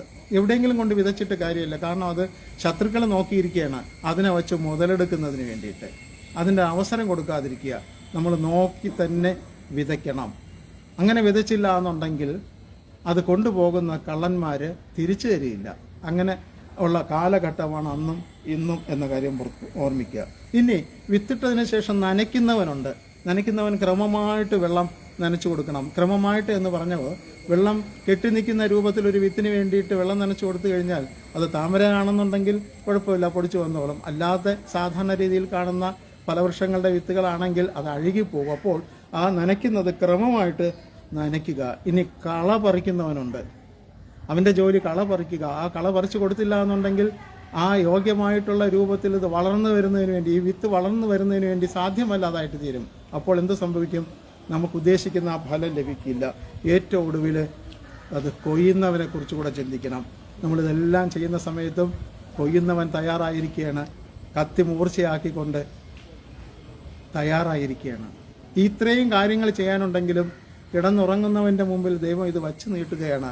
നിനക്ക് വേണ്ടിയിട്ട് ഇത് തന്നിരിക്കുന്നു, നീ അതിനെ കൊയ്തെടുത്തുകൊള്ളുക. കാരണം ഇത് വളർന്നു വരുന്നതിന് വേണ്ടിയിട്ട് നമ്മൾ വെള്ളം ഒഴിച്ചതല്ലാതെ അതിനെ വളർത്താൻ നമുക്ക് കഴിയില്ല. വെള്ളം ഒഴിക്കാൻ നമുക്ക് കഴിയും, പക്ഷേ വളർത്തുന്നത് ദൈവമാണ്, നിലനിർത്തുന്നത് ദൈവമാണ്. അല്ലെന്ന് ഫലം പുറപ്പെടുവിക്കാൻ അനുവദിക്കുന്നത് ദൈവമാണ്. നമുക്ക് എന്തെങ്കിലും സഹായങ്ങൾ ചുറ്റുപാടും നിന്ന് ചെയ്യാൻ വേണ്ടി മാത്രമേ സാധിക്കൂ. അത് തന്നെയാണ് ദൈവം നമ്മോട് പറയുന്നത്. നിനക്ക് എന്ത് ചെയ്യാൻ സാധിക്കും? നിൻ്റെ കയ്യിൽ എന്തുണ്ട്? എൻ്റെ കയ്യിൽ 5 യവത്തപ്പമുണ്ട്, 2 മീനും ഉണ്ട്. അത് നമുക്ക് കൊടുക്കാമോ? അതാണ് ക്രിസ്തു നമ്മോട് ചോദിക്കുന്നത്. അപ്പോൾ ദീപമായ ദൈവവചനം, തേന് പോലെയുള്ള ദൈവവചനം, വിത്താകുന്ന ദൈവവചനം, ഈ വചനങ്ങൾ നമ്മുടെ ജീവിതത്തിൽ എത്രത്തോളം പ്രയോജനം ചെയ്യുമെന്നുള്ളത് നമ്മുടെ ജീവിതത്തിൽ കൂടെ തന്നെ മനസ്സിലാക്കാം, മറ്റു പലരുടെയും ജീവിതത്തിലൂടെ മനസ്സിലാക്കാം. ഈ തരത്തിൽ ദൈവം നമുക്ക് വേണ്ടുന്ന എല്ലാ നന്മകളും തന്നു. ദൈവം നമ്മെ പരിപാലിച്ചിരിക്കുന്നു. ദൈവം നമുക്ക് വേണ്ടുന്നതായിട്ടുള്ള എല്ലാ നന്മകളും തുടർന്നും നൽകുന്നതിന് വേണ്ടി നമ്മോടൊപ്പം ഉണ്ടായിരിക്കട്ടെ എന്നുള്ള പ്രാർത്ഥനയോടുകൂടി വചനത്തിൽ നിന്ന് വിരമിക്കുന്നു. ദൈവം നമ്മെ അനുഗ്രഹിക്കട്ടെ. നമുക്ക് പ്രാർത്ഥിക്കാം. മഹാകാരുണ്യവാനായ പിതാവേ, ദൈവം അനുഗ്രഹിക്കപ്പെട്ട ഈ ഒരു ആരാധന അടിയങ്ങൾക്ക് തന്ന കൃപയോർത്ത് സ്തുതിക്കുന്നു. ശാരീരിക ബലഹീനതകളാലും പ്രയാസങ്ങളാലും ആയിരിക്കുന്ന ഓരോ അംഗങ്ങളെ അങ്ങ് അനുഗ്രഹിക്കണമേ. ദൈവം അടിയങ്ങൾക്ക് ഒരു ആലയത്തിൽ കൂടി വന്ന് ആരാധിക്കുന്നതിനുള്ള ഒരവകാശം വരും ദിവസങ്ങളിൽ അടിയങ്ങൾക്ക് തന്ന് സഹായിക്കണമേ എന്ന് പ്രാർത്ഥിക്കുന്നു. ദൈവമേ, വരേണ്ടുന്ന എല്ലാവരെയും കൂട്ടിച്ചേർക്കണമേ. അതിന് വേണ്ടുന്ന അനുഗ്രഹം ദൈവമേ, വിത്ത് അടിയങ്ങളുടെ കയ്യിൽ തന്നിരിക്കുന്നു. അത് ശരിയായ രീതിയിൽ നട്ട് പൊടിപ്പിച്ച് 30, 60, 100 മേനി വിളയുന്നതിന് വേണ്ടുന്ന പരിപോഷണവും കൂടെ കൊടുക്കുന്നതിന് അടിയങ്ങളെ പ്രാപ്തരാക്കണമേ എന്ന് പ്രാർത്ഥിക്കുന്നു. വരുന്ന തലമുറയ്ക്ക് വേണ്ടിയിട്ട് അടിയങ്ങൾ പ്രാർത്ഥിക്കുന്നു. ദൈവമേ, ഒരു കാരണവശാലും അവരിൽ നിന്ന് വിശ്വാസം നഷ്ടപ്പെട്ടു പോകാതെ ദൈവത്തോട് സ്നേഹത്തോടു കൂടി തന്നെ പെരുമാറുന്ന, ദൈവത്തെ ഒരു സ്നേഹിതനായിട്ട് തന്നെ കാണുന്ന വ്യക്തികളായിട്ട് പൈതങ്ങളെ വളർത്തിത്തരണമേ എന്ന് പ്രാർത്ഥിക്കുന്നു. വാർദ്ധക്യത്തിലായിരിക്കുന്ന മാതാപിതാക്കളെ അനുഗ്രഹിക്കണമേ, യൗവനത്തിലായിരിക്കുന്ന മക്കളെ അനുഗ്രഹിക്കണമേ, നമുക്കുടെ സഭയിൽ ഉള്ള സഭാ നേതൃത്വത്തെ അനുഗ്രഹിക്കണമേ. ഞങ്ങൾക്ക് ദൈവവചനം ഘോഷിച്ചിട്ടുള്ള എല്ലാ പുരോഹിതന്മാരെയും പുരോഹിത ശ്രേഷ്ഠന്മാരെയും അവർക്ക് കൈത്താങ്ങായി നിന്നിട്ടുള്ള കൊച്ചമ്മമാരെയും എല്ലാവരെയും ഞങ്ങൾ ഓർമ്മിക്കുന്നു. അനുഗ്രഹിക്കണമേ എന്ന് പ്രാർത്ഥിക്കുന്നു. കൃപ നടത്തണമേ. അടിയങ്ങൾ വീണ്ടും കൂടി വരുവോളം അങ്ങയുടെ സാന്നിധ്യം പെടണമേ. ഈ ആഴ്ചയിലെ നന്മകളാൽ നിറയ്ക്കണം. പരമപിതാവേ, ആമേൻ. ആശീർവാദം വീഴാതെ വണ്ണം നിങ്ങളെ സൂക്ഷിച്ച് തൻ്റെ മഹിമാസന്നിധിയിൽ കളങ്കമില്ലാത്തവരായി ആനന്ദത്തോടെ നിർത്തുവാൻ ശക്തിയുള്ളവന് നമ്മുടെ കർത്താവായ യേശു ക്രിസ്തു മുഖാന്തരം നമ്മുടെ രക്ഷിതാവായ ഏകദൈവത്തിന് തന്നെ സർവ്വകാലത്തിനു മുമ്പും ഇപ്പോഴും സദാകാലത്തോളവും തേജസ്സും മഹിമയും ബലവും അധികാരവും ഉണ്ടാകുമാറാകട്ടെ. ആമേൻ. അനുഗ്രഹത്തോടെ ഇപ്പോൾ